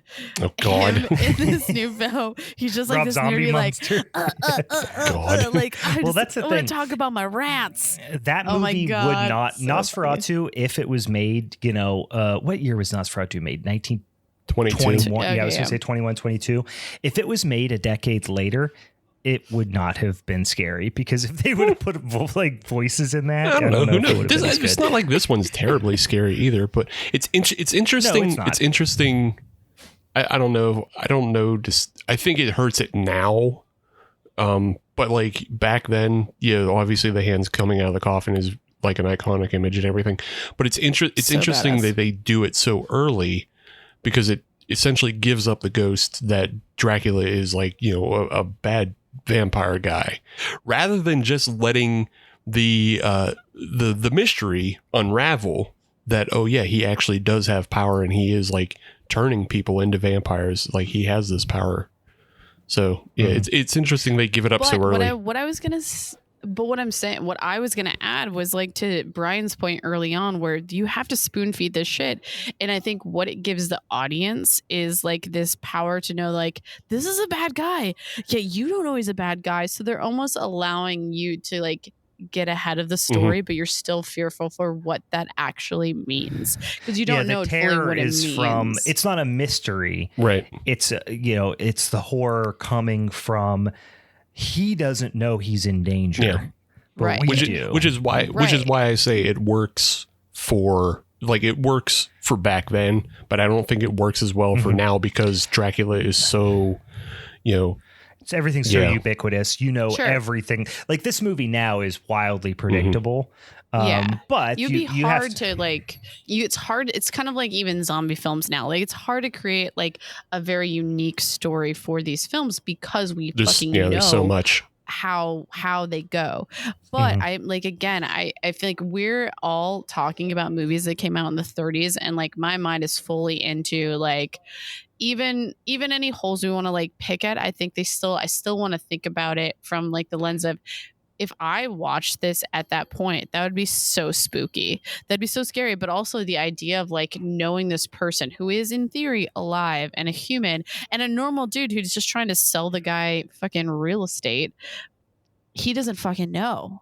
And he's just being tricked and he's going along and he has no concept that anything bad could ever happen. Basically, after, they know that Dracula is going to try to purchase this Carfax Abbey, but he already in his mind knows he's buying the house because his whole idea is he's just trying to get to England. Again, hoes in different area codes. He is she's trying to spread his vampiric power elsewhere. But that night, Renfield is first like greeted, or Dracula's three wives meet him in his room, but Dracula gets there first. He's like, no, bitches, this is my territory. Go do your thing elsewhere. Again, it feels almost weird. Like, I wanted to know Dracula had these multiple wives of these women that he is like taken power over. And I think it just speaks to just like what his character is. Like I just like, I joke and saying that he's a pimp is like, he just wants to have control and power over all these things. But I think it's just the essence of who he is as a monster. He's so gay. Like, he's the gayest monster of all time, right? Definitely Buffalo. Because you know what? I did have a note. I'm like, he didn't actually turn Renfield. No, that's true. Because he's like the whole familiar thing where he's just like on the outskirts, never really letting him in. But I shouldn't get down this path because I don't know those store. But I thought that Todd Browning was gay or was like closeted gay. And then maybe. That's what part of the reason why he, kind of took the story in this direction. I don't know, but throughout history, I might be wrong about that. Don't quote me on it. But you mentioned it and stuff like that with this story, and I'm like, I didn't really know where I could pick that up in essence, in reality. So yeah, but I think a lot of closeted things definitely were tried to be like pushed through. Well, I mean, Hollywood obviously is like, since its origins, not only Hollywood, but even going back to, to Broadway and to vaudeville, there's always a disproportionate amount of gay people in entertainment. And it was obviously very not okay. In fact, in a lot of instances, illegal to be, to express your natural sexuality at this time for these people. So that's why this is one of the earliest examples of horror being transgressive in a healthy way. Not even a healthy way, in a progressive way, I guess is the way I should say it. But it, like, looking back on it now, and maybe people wouldn't even have saw this 10, certainly not 20 years ago in the same light as now. But now when you watch this movie, you're just like, Dracula is super gay. Like, it's just so surface level now comparatively, which would have been super transgressive back then. But just looking at Browning's Wikipedia, it makes no mention of No, I think that was maybe I'm getting him mixed up with another performer or another act or another director. Possible, yeah. But I know like one of them that was associated with some of the Universal monster movies where it was. Oh man, now I should have looked this up. I meant to ahead of time and forgot. But yeah, sorry, I completely interrupted you. But the one other thing I was gonna bring up around this movie in particular compared to some of the other, because I love this movie. I love all the kind of classic big pillar Universal monster movies. I would say the one thing I don't like about this one in comparison to some of the other big like pillar ones is, and this may be sacrilege, but Bela Lugosi, not great. Like compared to some of the other, like other people who played Dracula, or just other people? No, just in general. Like compared to Lon Chaney Jr. or compared to Claude Rains or compared to Boris Karloff. Okay, like he doesn't have the acting chops that those guys do. Or maybe that's not fair to say. His acting style doesn't translate to the screen as well as the other guys do. Yeah, so the way you said that, I was almost going to think it seemed like he did primarily like Broadway and like stage like performing. Yeah, too. And a lot of these guys don't want to give like any sort of like excuse for it, but I can understand. And I don't really have much of a retort for that either. Yeah, he's just not like, I mean, what's his freaking name? The guy who plays Renfield, Dwight Fry, steals the show. Oh yeah, I mean, absolutely. He acts circles around Bela Lugosi. Yeah, and he went on to have this huge. Not that Bela Lugosi wasn't a lot of things, but even looking back to like White Zombie and stuff, Bela Lugosi, his trademark was. I stare. A zoom in on his face, and he makes a creepy face, and he stares at people. Like that's kind of his thing. And of course, he got the role of a lifetime because that's what this is all about. And I don't know. I mean, those definitely feel like I like the way you said it too. It's like I don't know if it translated to screen, but I feel like the idea that like I don't know in theory, if Dracula, he didn't really have to ever say anything. Again, I'm not trying to make an excuse for his acting chops at all, because I really don't have much of a platform to stand on. But I actually still enjoyed it because he didn't. I can agree. Renfield definitely stole the show, and some of the things like when Dracula was getting caught for like not having a reflection, and he's like this like having his cape come around, just like it made me giggle. Like one of my favorite there's like ones two is of like them. the Children of the Night one is.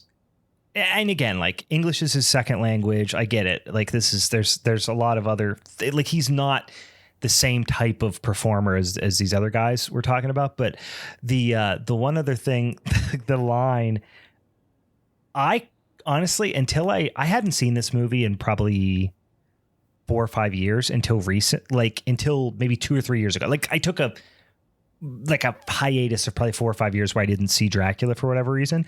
And I went back and watched it, and the line where he's like, "Oh, here, have some," when he, opens the really old bottle of wine. Oh yeah. He's like, Yeah. I never drink wine. It's just so cartoonish. So So yeah. So I mean, like you guys are kind of like bagging on Bella, and like obviously, the guy playing Renfield is the star of the show. But like, I still like Bella in this more than everybody else, because everybody else stinks on ice. Everybody else is Stinks so on ice. Such an old guy fucking insult. Stinks on ice. It is. But they do. Like everybody else is so wooden and so just like But like terrible. things change so like I guess I'm okay giving people a little bit of a pass knowing when this came out. Like I get it that this only came out 2 years before, but this movie took years to make. And also like this between 1930 and 1940, that's like saying, computers in 1994 should have been the same as 2004. You know what I mean? Like things were moving so fast with this medium in that time frame that like a year was like 10 years. Yeah, but even compared to The Invisible Man from 33. Yeah. Like people in The Invisible Man are acting circles around everybody in Dracula. Like for the most part. I would say Claude Rains is I'd say Claude Rains is head and shoulders above Dwight Fry in this. Okay, so I mean, maybe trying to think of how to say this. Like, I don't know if I agree with that. I mean, you guys, again, will probably have a different opinion, but like, I felt like at this time, and like, if I like looking at all the films, is I felt like in ways there were so many characters throughout that it's like had almost these caricatures of these people that they were supposed to be playing. So like, I think in my mind, I have this like instant pass, and I thought about that through all three of our films. I was like, yeah, they're like, these are probably a lot of stage actors. They're probably a lot of people who are trying to like almost be this I'll even call this out on my own. Like I think her name's Jenny. She is the wife of the innkeeper in my movie. Insane. She's so over the top. But then you had also what the hell was the name of the guy? The alcoholic guy who got promoted to the superintendent. Willie was his character, but yeah. Spears. Yeah. Spears was the Jenny in your movie. You know what I mean? And so I mean, so this is why I didn't want to like. I don't like. I mean, I will come out after. I really want to come after like the things that like really stand out. But I think overall, in my mind, like the idea of that, like the actors, as far as how like caricature. Sure, we can make fun of the cops all we want. Because again, ACAB, but like I'm not bothered by the caricatureness of it, because like we already mentioned the I forget his name, but he's playing the asylum orderly in this. Yeah, I don't remember his name. He's in so many things. Yeah. He's a goofy character, but he sticks out at least. I don't mind any of the characters that stick out for being goofy, and like Bella sticks out, because he's playing very eccentric. I hate the wooden, non-acting, like John Harker and Dr. Seward they're just so flat and boring. Even Van Helsing is like off. So I don't mind the wild and crazy characters because at least they stick out. Yeah. Everything else is just like I'd rather an actor be crazy and chew the scene and be goofy and everything rather than just what should we do about this? I don't know. I am terrified. Aren't you? Harker is trying to be such a leading man type of thing. Yeah. I don't mind Van Helsing, but it's proto Van Helsing. He's boring. Yeah. He's boring science Van Helsing, not crossbow Van Helsing. Not Hugh Jackman's. Not Hugh Jackman Van Helsing. The scene where Harker is out on the terrace with Mina and the fucking scene. Dracula bat comes in and just those effete swings he takes at the bat are so awful. I love that scene. It reminds me of here's what I always think is Ed Wood took that scene. Yeah. And made a whole movie playing that from outer space. The entire movie is based on that scene with the plastic bat flapping and him swinging. Yeah. But it's like, again, they were treating it like a stage production. I would think, I think that's, I don't know if that's Browning. I don't know. But and then also there's Carl Freund, who also there's a co-director on this, so I don't know how much of which is which. Also, just to jump back real quickly to make a note, James Whale is the homosexual director that you're thinking of. Oh yeah, there you go. Of our movies, yeah, and he directed The Invisible Man and Bride of Frankenstein. So and the original Frankenstein too, didn't he? Right. Yeah. Yeah. So he was the Universal. I knew one of the big Universal directors were gay, but he was open and out. So yeah. That's right. He was one of the only. Maybe not the time he did Frankenstein, but not long after that. I'm not sure. But he was open and out for a lot of his career. So just to clear that up. My biggest sticking point with Dracula, the movie itself. You watch both the Invisible Men's, and the Invisible Men's have a lot of great effects and a lot of fun set pieces and a lot of great things going on. I really love in Dracula how everybody just tells us when cool things happen. Yeah, and a lot of them happen off screen too. Oh, I saw a wolf, did I?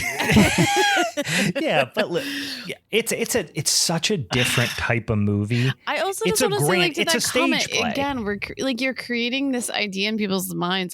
This whole story is completely made up by Bram Stoker.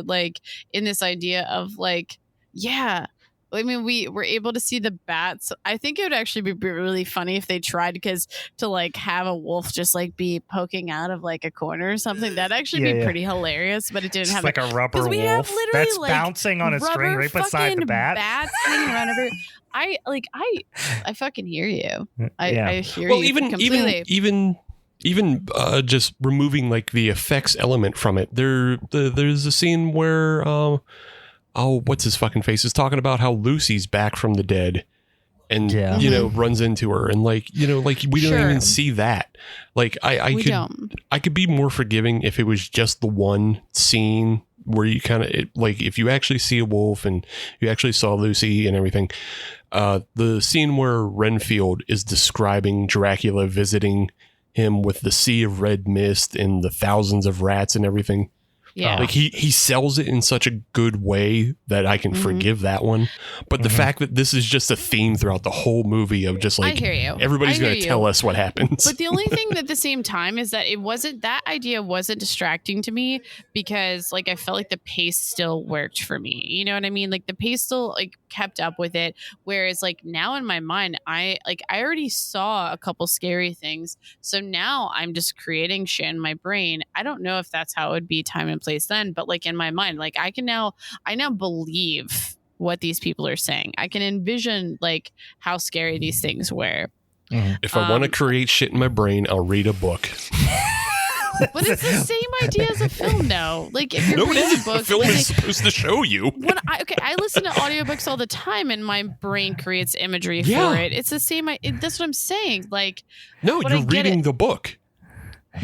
When you're watching a film, you should be shown it. You guys are both making such bad points, but in two different ways. You're being hypocritical in that. I don't know if that was more so Brian's point or if you agreed with it of saying that these films, for the most part, just tell you what's happening.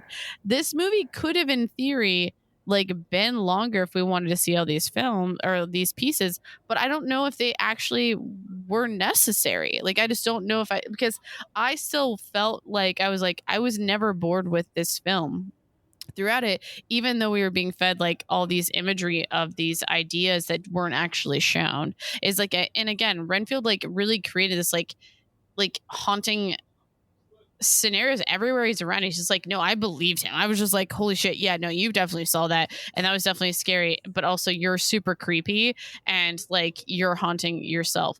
But like, so I'm not trying to distract from that point. Well, no, like I said, but at the same time, I don't know if it was necessary. The way Fry acts that scene is so believable and so good, but it's just the fact that it happens so many other times and they're not Fry. They're not being well acted. If you can well act a ghost story, sure, fine. But also at the same time, a lot of that stuff you either don't have to mention or you can just show it in a small scene, and that and it still conveys Dracula's that the norm, power. Though, then at that time, like, no. I just don't know. Like, well, that's what I'm saying. Certainly Like, not even for a horror movie. I think there's two things that get allow me to forgive this movie a little bit for that type of stuff. And yes, it in the modern context it feels a little bit gratuitous, but I think the one thing is this is basically a stage production on screen, right? Right. And this was the movie that kicked off the Universal horror franchise. Yes, they did, the silent films before that. And like, I really like Phantom of the Opera. Like, I think that has some genuinely scary parts, although it has a lot of boring parts too. Sure. This is the one that made the mold for everything after that. So there was a lot of improvement that happened after that, but I think some of those sensibilities of the tell don't show stuff is a little bit symptomatic of the fact that yes, this had a bigger budget than the vast majority of similar genre films prior to this, but it also was still a genre film. And genre films didn't get those big giant budgets back then. I mean, like I said, talkies were only a few years old at this point. So I think you can give it, like, I tend to give it a little bit more leeway because of the context and where it exists in history. The other thing I'll mention is some of the things like the Children of the Night, not showing the wolf, or, hey, this happened. Oh, did you see that thing off screen or whatever? Those things are like pretty big tropes now because of this movie. But in this movie, when somebody watched it, it was just not set dressing. It was just window dressing. You know what I mean? It was just like, hey, let's throw a couple throwaway lines to make the atmosphere feel a little bit more creepy. But then, of course, there's been so much lore, and this movie set the freaking world on fire, and it spawned all these other iconic movies, that every little bit of detail and storyline and every line is dissected to a point that it's probably been turned into an entire different movie. You know what I mean? So I guess I give it a little bit more leeway in that way, but it is rougher than most because it came so early. I have nothing to really defend in that regard because I feel like, again, the time and place of it, but I even think back to scenes like where Dracula is clearly like he had already killed Lucy, and we are now like, he is like, I see Mina's going to be my second wife again. Hoes in different area codes. We're gathering them up. And just like where we have Mina's father, and we have Van Helsing, and we have the guy we don't really have to remember, her fiance, Jonathan Harker. Harker sucks. He's the worst part of the movie. But like, I still felt that fear because of like that foundation in the beginning of like, we know, and they don't, and so they're still acting in this very naive way. So again, I really still like the way I was able to feel that, and I'm like, bitch, you're gonna die. Like, you're just gonna, like, you're so dumb and you're gonna die, and that's fine. So I think like all the things that like we don't get seen, I think I maybe gave a pass for those because I think of the way that, again, it could have just been my brain, but I feel like still the things that were built around it, I was like, no, still we're creating a scene where things are just very scary and no one believes Renfield because they think he's just gone mad, which in theory he did. And I didn't get to talk about, I will just like touch on the scene of my favorite scene, which if you're friends with me on Facebook, you saw that I changed my like banner to this of like Renfield staring up from the ship when Dracula was being taken from Transylvania to London. Like, oh my God, just like you could feel like the madness of like Dracula taking over him and like completely, which obviously reading into it, Dracula was like basically kind of drugging people for a while, which is also accounting for why Renfield was not actually turned. Anywho, moving on. Yeah, that's the best. I mean, that, and then of course the big grand, set piece with the stairs. Those are the two best scenes in the movie for sure. Mm-hmm. Totally. And I don't know, like really to describe every last scene of it. Mina for sure, she gets bit, and but everyone, like Van Helsing, deduces that like I have this idea and I understand what a vampire is based on all these things where he shows Renfield the wolfsbane and then is able to then go after Dracula and kill him, ultimately saving Mina, and Mina is able to be alive again. You have comments? So I like the crypt. So, I like that scene in the crypt. Yeah, totally. Underneath, I mean, it's really cool, atmospheric. It ends very abruptly, which is kind of a thing that happened with a lot of movies back then. So it's not really that weird. It was like a little slow leading to that point where it's like we still had the slow capture of Mina. Dracula is like going to Renfield, being like, "You betrayed me, you motherfucker." And then getting to that scene, it slows down again. You know what I mean? They definitely have this like weird pacing between the two and whatnot. Yeah, the third act of a lot of these movies are all over the place, I find, but that's just they didn't know how to write endings. Endings are hard. Yeah. But and that's why it just winds up with like, I'm Dracula, I'm gonna take her to my hole. And then, everybody knows I live here. And then I put her in a different box, but I'm still in my box. Dracula hole. Yeah, I'm still in my box. I don't hide differently. That would definitely be a porn called Dracula Hole. Dracula Hole. Oh, he puts her in a different hole, but then he goes back into his hole. Yeah. What is he going to do? He doesn't have Renfield there to help him move his box around. He doesn't think the plan at all. He's just got to go night-night for the night. He's just got to go night-night. But anywho. When you buy a big castle with a giant crypt, you think, I am going to put this here casket and I ain't going to have to move it again. You think to yourself, this is the last casket I'm ever going to buy. And I'm going to put it right here. Yeah, but that jackass didn't set up any locks on his door. He didn't have a ring to fucking see who's at the door. Yeah. Well, he should be able to see. He's got goddamn telepathic powers. Yeah. Telepathic Dracula powers. I mean, he didn't even think, hey, I'll just be a bat on the ceiling of this thing. They won't ever suspect me. So now you're critiquing vampire lore in general. I'm critiquing this specific Dracula of being a dum-dum. But no, I mean, and that's why it all just kind of leads to this weird ending of like he just throws her somewhere else, puts himself in his box that everybody would suspect him to be in, and then he just gets killed. Like, and then Van Helsing's like, okay, everybody leave. I can't leave yet, but everybody else leave. Bye. I gotta jerk off or something in the basement. Yeah, I imagine Renfield is furious masturbator. But here's the other thing with this movie, you never hear anybody talk about the ending. No, because it's a bad ending. Yeah. But there are several other ones. I mean, do you hear people talk about the ending for Creature from the Black Lagoon? No, because they're kind of a bad ending. Yeah, they're all bad endings at this point. Like I said, nobody could write an ending before 1960. Invisible Man ending's kind of good, and it's all right. And also, the Wolfman ending is pretty good. I like the Wolfman ending too. But. Hey, we're talking about Draculas right now, Brian. Bring it back. Bad ending. Bring it back. So bring it back. Fine. Bad ending. That's fine. Bad ending. Let's wrap this up. It's okay. Right. We understand it. It gets a pass. All right. Yeah. Right. Also, the whole conceit of this film doesn't make a whole lot of sense because there's no way British people would let Slavs move in next door. Never, dude. Under any circumstances. Never. Not in this time period. But again, he can hypnotize you, and he says, "Nope, you're gonna fucking like me." Well, and also, if Renfield was doing his bidding, Renfield is British. Fair enough. Yeah. He For did sure. all the paperwork. He's gonna have all his name on his man's paperwork. British. Yeah. His man boy. His His man man's- boy. Go talk to my man's. He's Yeah. British. All right, boys. My man's as British as hell. You guys can pick holes all you want. I just love how iconic this movie is, and I think I appreciate all the tropes that it created. I understand none of these movies at all were perfect, but I do think though that the historical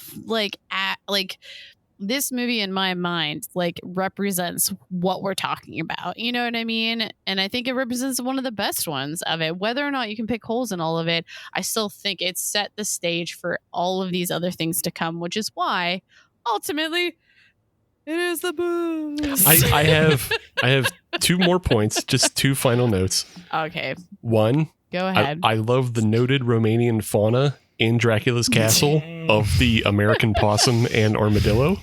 Yeah, okay. Can we talk about that for 2 seconds? Listen, That possum, actually was I would have where bit. I would have bid on possum because I don't know. Yeah. There's marsupials Yeah, in, sure. in Eastern Europe. Yeah. But armadillo? That's weird. That's funny. My other note is, do you think this is the first time people walked out of the theater and said the book was better? No. No, because They nobody could read in already 1931. saw the stage, so they were comparing it to the stage. Yes, this was a performance. play. Yeah, you're right. This was in their mind. We just saw a play being projected on a screen. Mm-hmm. Right. Yeah. Those It made it more simpletons. accessible. Honestly, wow, you're making fun of the simpletons that had a more accessible version of this remake of this book. You know what I mean? Yeah. Right, Steve, you're so fucking mean. You're just Yeah. real He's mean. elitist. He's just he's very an elitist elitist. when it comes to time Yeah. and the passage of time. Yep. All right, guys, I'm not going to go the whole way through my movie because we Please. pretty much No, already we talked about already it. talked about I'm it. also going to say this, and I will straight up say that I really love The Invisible Man. This could have been for me my favorite Universal monster movies. This could have been Invisible. Obviously, I picked Invisible Man, but I could have picked The Wolfman or I could have picked Frankenstein's. Those 3, I think, are on the same level. I think Bride of Frankenstein is right below that, but I don't think it's as horror focused. It's a little bit more of like a, I don't know, like it makes you feel for the monster too much. I don't know. Anyway, this movie, so Steve already said this a little bit, and only other thing I wanted to add to it. So it's based on the 1897 book by H.G. Wells of the same name, but it also has a humongous amount of influence by the Philip Wiley book from 1931, The Murderer Invisible, which if you read that book, which I listen, I'm not trying to brag. I read books, you guys.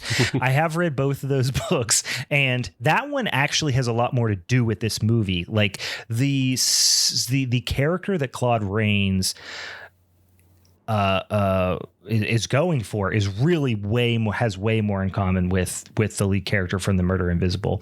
But Claude Rains plays Jack Griffin. Claude Rains, you would know him from a lot of things, Casablanca amongst them, but a lot of different genre films, and crime films, just a ton of different stuff.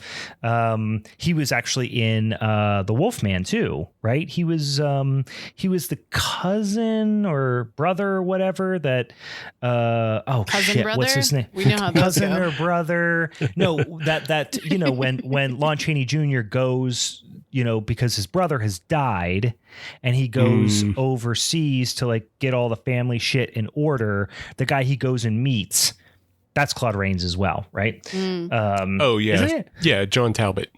John Talbot. That's Talbot, who he isn't plays. it? So Yeah. And also Flora Cranley, played by Gloria Stewart, is awesome because a little bit of trivia here.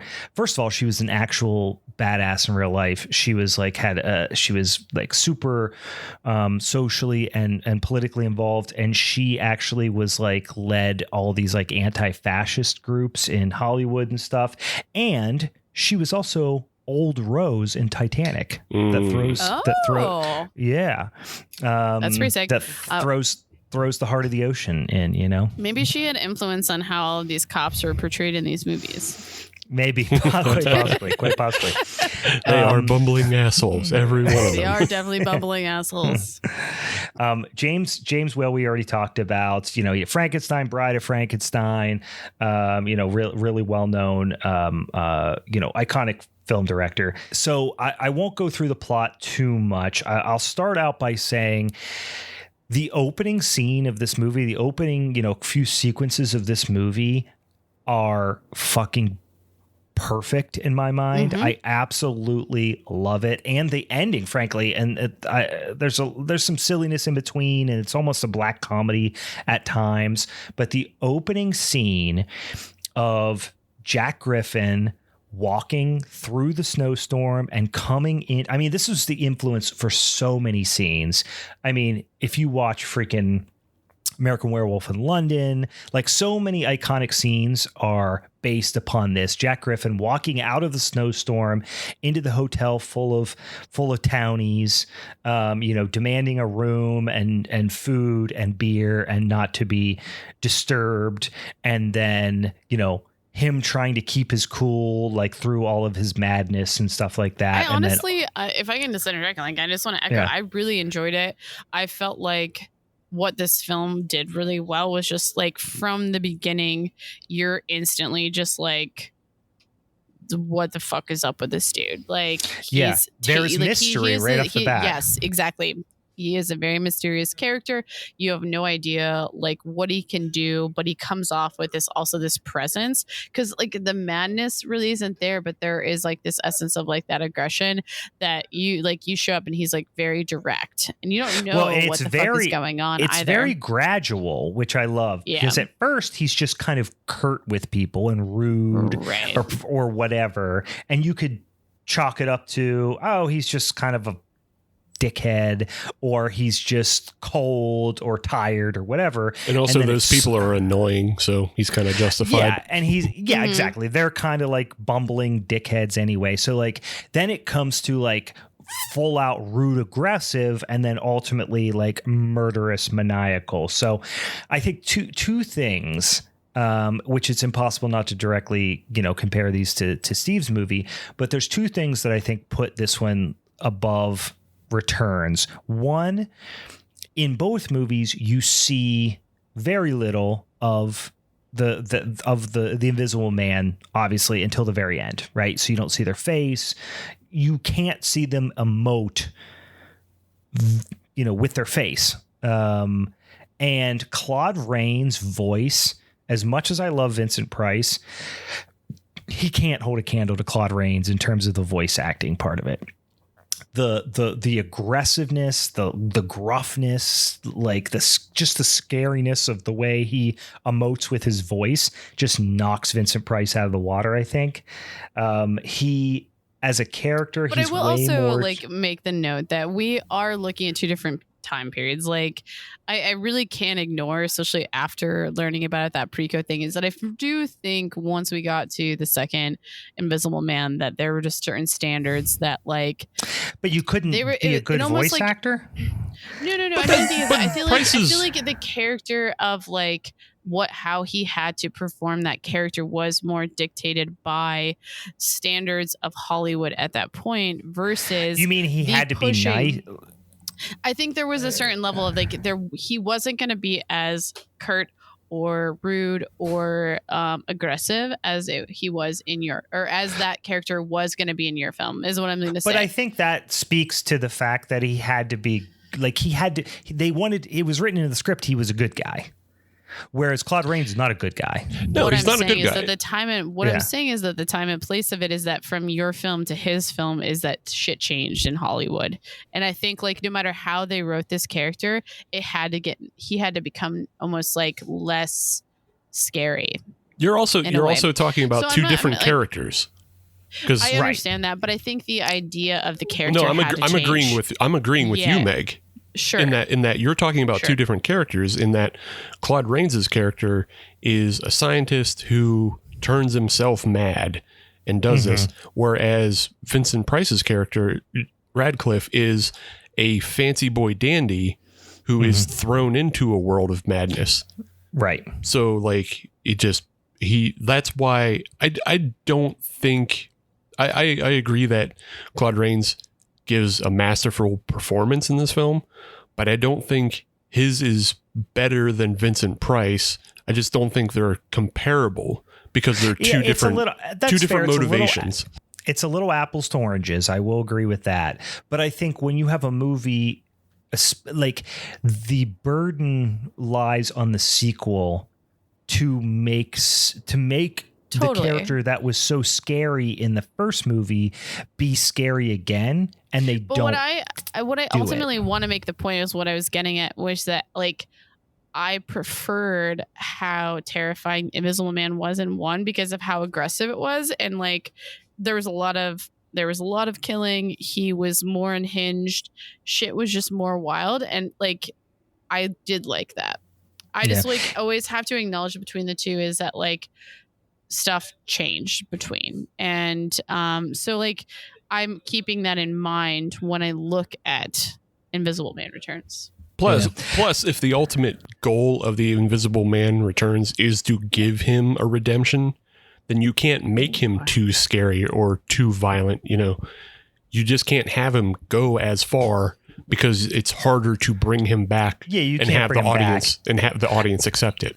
And I think that's what neutered it as a horror movie and that's why it never really lived up to the standards of a horror movie. Like, it felt more like a sci-fi drama, really, more than there was nothing. I mean, The Invisible Man, the first one, is very sci-fi oriented. It is a sci-fi horror movie, right? But the second one, it has all the sci-fi elements, which it borrows pretty directly from the first movie. So it doesn't really deliver anything new from a sci-fi standpoint compared to the first movie. We get a better idea about the serum to like bring him back, though. However, we didn't use it. We realized that it didn't work. Yeah. You know, Mouse died. Yeah. Whatever. It was a gerbil. It was a guinea Hamster. pig. It's a guinea pig, you rubes. Learn your varmints. But anyway, you're the rat king over here. All hail Ratma. The Rat King. I just thought of the Ninja Turtles Rat King. Anyway, yeah. So I don't know. It didn't feel there wasn't a monster, right? In this movie, there was like a threat of a monster that never happened in Return. But yeah, so we talked about that. I won't belabor it too much. The monster was society. Yeah, I know. Fuck that. Who are you, fucking Jordan Peele? All right. Anyway, so Jenny is great. I was looking this up. I swear to God, maybe somebody out there can help us with this. But Jenny, who is the innkeeper's wife, who comes up and she's like, "Oh, I forgot the mustard, well, didn't I?" You know, all that shit. But when she comes so up, extra. She's so extra across the board. She's a vaudeville performer too. She hates her husband. But she also sure. is like, no one fucks with my husband besides me.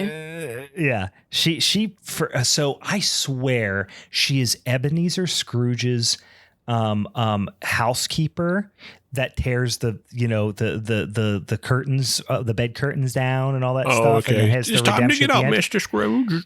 I swear it's it's not Alice. I think it's the one with Alistair Sims. I forgot to look it up. And I was looking through her IMDb just now, and I couldn't see any Christmas Carol versions, but it was a very early Christmas Carol version where I swear she played the best version of Ebenezer Scrooge's housekeeper. But anyway, we'll figure that out later. Constable Japper, who is, hey, what's all this then? He comes up and he's got the thing. He's like, don't make me pull out the cuffs, So it's like you have this guy who's this very like learned, Can I make a joke at one point? Is that because we're talking about like at this point, many people who are gay, like, were not coming out as like the sidebars. Some of the guys that were in the crowd were probably like, please do it, daddy. Like, someone said that. Someone had that thought completely. What if it was like, who has handcuffs? And they all pulled out fuzzy pink handcuffs. Clutch. Yeah, the second tavern scene too. This is what I love about this is it took so many big ass swings.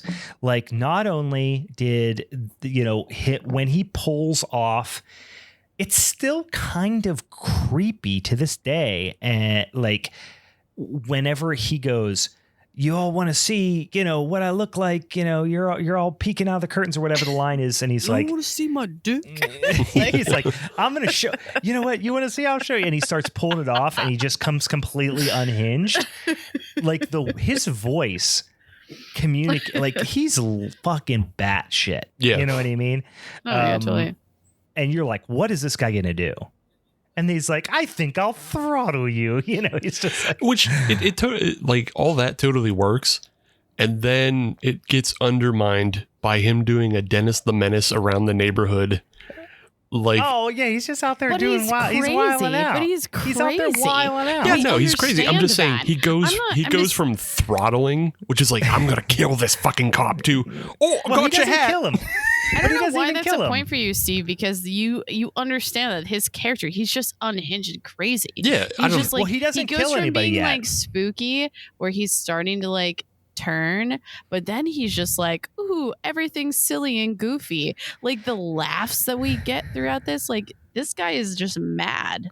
Well, and I love so he does choke. And I'm not defending this film specifically, but I'm just saying this character is what I'm just saying it's like going from attempted murder. Okay, he didn't murder. Attempted murder to then Dennis the Menace. Chokes him out. It's just a good old choke out. Give him the smelling salts. He's coming back. He power bombed him, and we didn't even see it. You think that Constable Japper or whatever his name is? You think he didn't get choked out 3 or 4 times that week already? I'm sure he did. I'm sure he got walloped over the head. He had a concussion from 2 days ago. Asphyxiation. I don't know. I just maybe instead of like attempted murder, he just like pulls his pants down and fucking pushes him over. He does. Pulls his pants up. Yeah.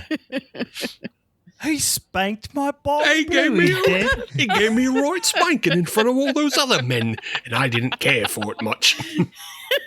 They seem to like it quite a bit. So anyway, so the second scene, this is when shit gets like really dark, is when in the second scene in the tavern where they're all, posseed up, and you now have the chief of police there, and he's basically saying you guys are all a bunch of nitwits and fuck off and blah blah blah. And then he comes out of nowhere, and when he throws the ink in the chief's face, and then chokes him, and then smashes his fucking dome with a stool. Yeah. Like it gets pretty brutal. I'm sick of this guy's hijinks. Yeah. And they just smash his head. And then the one other scene I'll call out specifically, which I absolutely love, is when he shows up at Kemp's house. Mm-hmm. Like I can imagine in 1933 that scared the living shit out of people. You know what I mean? With him just sneaking up in there and basically saying like, sit there. I'm gonna grab this fucking fire poker and bash your head in with it. Yeah. Great fucking scene. And then he goes upstairs and is like, give me some PJs. But also that scene, we talked about the black velvet thing and all that stuff, but I apparently 2 things I thought were really interesting as I was kind of researching this a little bit more. One was that scene where he unwraps the bandages over his face in the mirror was apparently like wildly complex to shoot. There was like 4 different developments like stacked on top of each other, where there was one with like his body from behind, one with, of course, the room with nobody in it, one with his like face with the black velvet on it that was in the mirror. It was just absolutely wild. So I think, the other thing I thought was pretty interesting was Claude Rains. Apparently he was like a captain or something, like a fairly high ranking, made his way up to a fairly high ranking in the military in World War I. And apparently he was gassed during the war. Oh, so he had like PTSD and all kind of like health issues from being gassed during the war. So like covering his face with all those bandages and stuff was like apparently fucking grueling for him. Really? Yeah, which was just brought him pretty back wild. to- Fucking insane. It just reminded me of Lon Chaney Sr., you know, and all the shit that he would go through when he put on all his own makeup, you know, back in the vaudeville days, and then with Phantom of the Opera and all that. Anyway, Claude Rains' character is, you know, he's just kind of consumed with not only just like power and ego, but greed as well.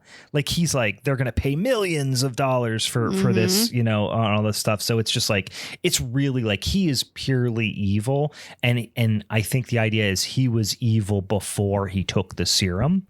Likely. Which, you know, because he was motivated by all of these things. And then another really, like, people probably shit their pants in 1933, where he basically gives them the I'm gonna kill you at 10 o'clock situation. And which is just such a wild thing to say, but then he actually does it and launches the goddamn car off the cliff. Like, that was an incredible scene. Yeah. No, I feel like even in those scenes too, it's just like there was such this, like, again, we're being told what's going to happen, but like you happens.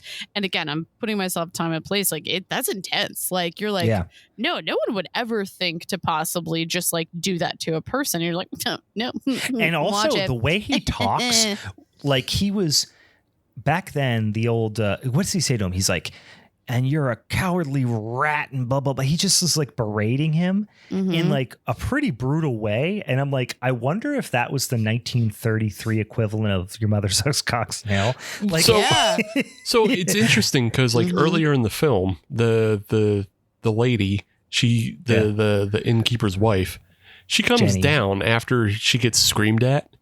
And she tells her husband, he's like, he's been swearing at me and he's mean and he knocked the thing out of my hand. And it's like, he didn't swear at you. So like, you liar. What would have been considered a swear word though at that point? but I mean, I guess maybe at that time, get out was a swear. Like, Yeah, it's like, shut up. yeah. That's it. Yeah. We don't say that in this house. We'll go like I'm just gonna throw a couple things out because we already talked about these. But first of all, kills a cop right off the bat, then throws randos off a cliff, just throws them off cliffs. Yeah, launches their dumps ass off them over. cliffs, then kills 100 innocent people just for no reason, just for fun. How did they know he did it? List of hobbies: killing people. Yeah. Well, they never explained that they know that he did it, but I think there was suspicion, and then in the second movie is where they had somehow this is a proven spree that killing he of did it. sorts. Yeah, he's berserker mode at this point. And then I think this will do nicely, Camp. We talked about that scene a little bit. And then here's the best part about it. It's he fucking dies at the end. The footprints in the snow, great scene there. But then he dies. But so yeah, they came done. up with this very elaborate plan because they knew he was sleeping. See, this is why you don't fucking sleep, guys. You gotta sleep. You gotta sleep. I mean, you gotta get your sleepies in. Classic but like, human need. But he's kind of not fully human. Let's be real. But he was found.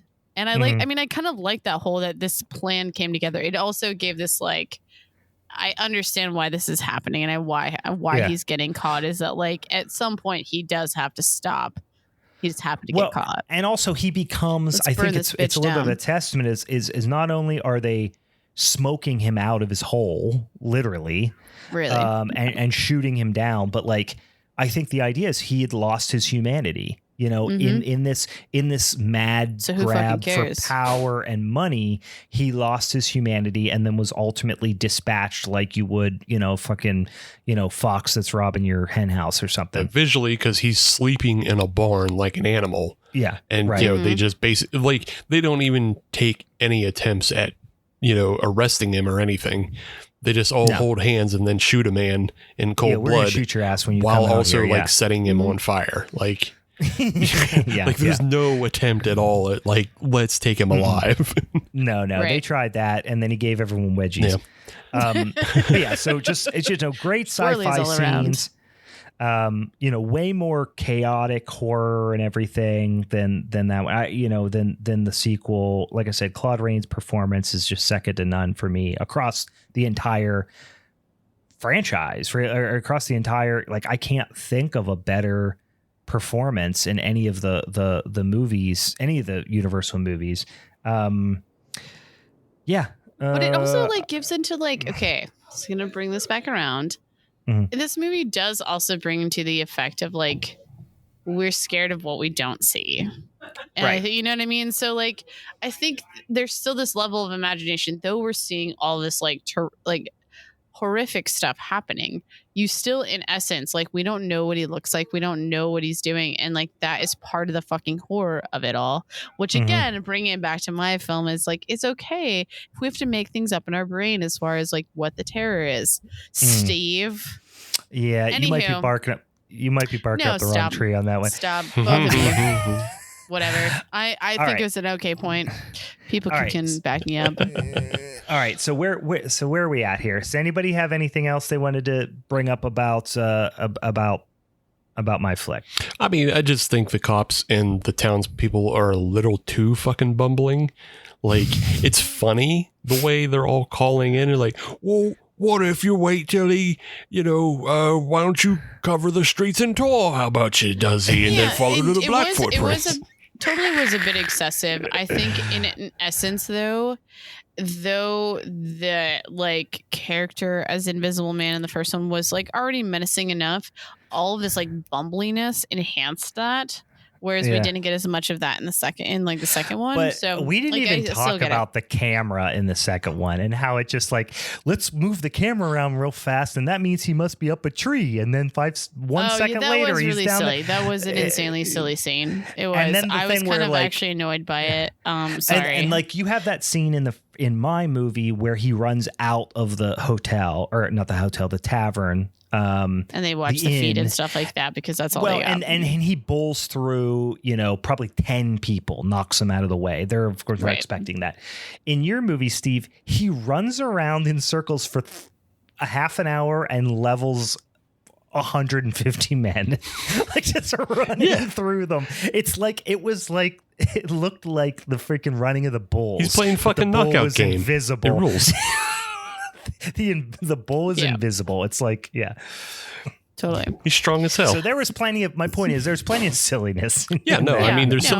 there's silliness. And then I don't know. All three. The ending, even though the visuals are cool of like the footprints in the snow and everything, it's all just like, I don't know. It's a little too, and again, nobody can write an ending, but it's a little too coincidental that just like he lays down in that barn and then gets discovered. Like why wouldn't he put himself up in like a higher space, somewhere where he wouldn't just get discovered just to get discovered? Well, he was a little mad with like he was so arrogant at that point that he's like, I am untouchable. And then it just victim of circumstance. I do like that they actually had the doofy farmer comes out, hears him snoring, and then goes to the cops and actually breathing. He goes, I think whereas it could have just been like, oh, we're walking down the road and there's some footprints. Let's go into this barn. You know what I mean? Yeah. I do like that they made that extra scene back at the police station with him talking to the cops and saying like, I might be crazy, but I'm pretty sure this is what's happening. Yeah. I don't know that I hate it or not. It's just one of those things that it sticks out to me because it's so weird. And just because they spend so much time planning, making all these other plans to catch him. But he gets caught this way, and it's reduced to such a base. I don't know. I guess maybe I do kind of love it because it's reduced to such a base coincidence of this guy discovering him, and then they're just like, you know what? No more fucking plans. We're gonna burn him down and shoot him in the snow. Fuck him. Yeah. We're going Frankenstein him. Yeah, exactly. It's such a Frankenstein ending. Yeah. But right. I think we're good to come down to brass tacks and talk about. Are we really ready to vote? All right. I don't think. I mean, are any of us changing our votes? I don't know if we are. No, I'm not changing mine. No, of course not. I we never do. Changing mine up. I have before. We've gotten close. Haven't I? I think I did. I did at least once. All right, Steve, you get to choose the vote of who do you want to decide first? We're gonna go run reverse order, and Brian votes first. Okay. Man, I mean. I was definitely going to vote for Steve's movie to start out because I like Dracula, but it's not one of my favorite Universal Monster movies. It's kind of like the one that kicked it off. But the more we talked about Returns, the less I liked it even more. Like it just, all the things that I liked about it, all the things I liked about it are things I also liked about the first one. You know what I mean? So there was, it didn't bring a lot of new to the party. And also something about just making a character in this movie the brother of the character in the first movie is so cheap to me. It just reeks of like cash grab. You know what I mean? Yeah, cash grab sequel. Yeah. So it was a good sequel, but it wasn't horror enough, I think, for me, despite having Vincent Price in it.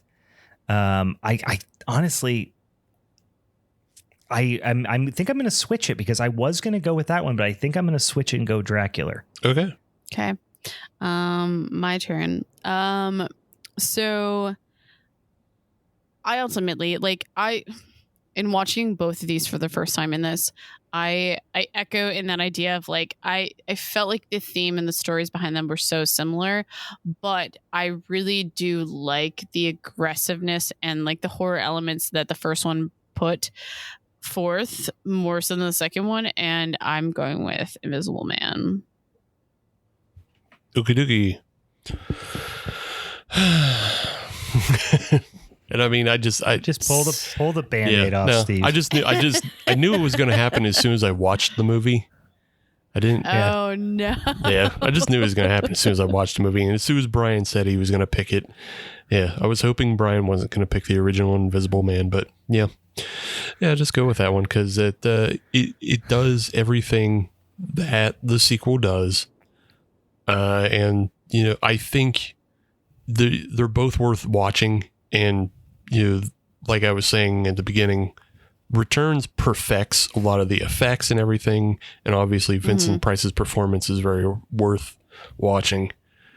But yeah, there's something, and especially it's the scene between Claude Rains and his girlfriend as he's just like trying to hold everything in. And he's not looking at her in the face. Yeah, we didn't even talk about that. It's probably like the best scene out of all three films, where he's just like, I completely forgot about that scene. And it's what you were talking about before, Brian, of just like how everything had to be done through body language.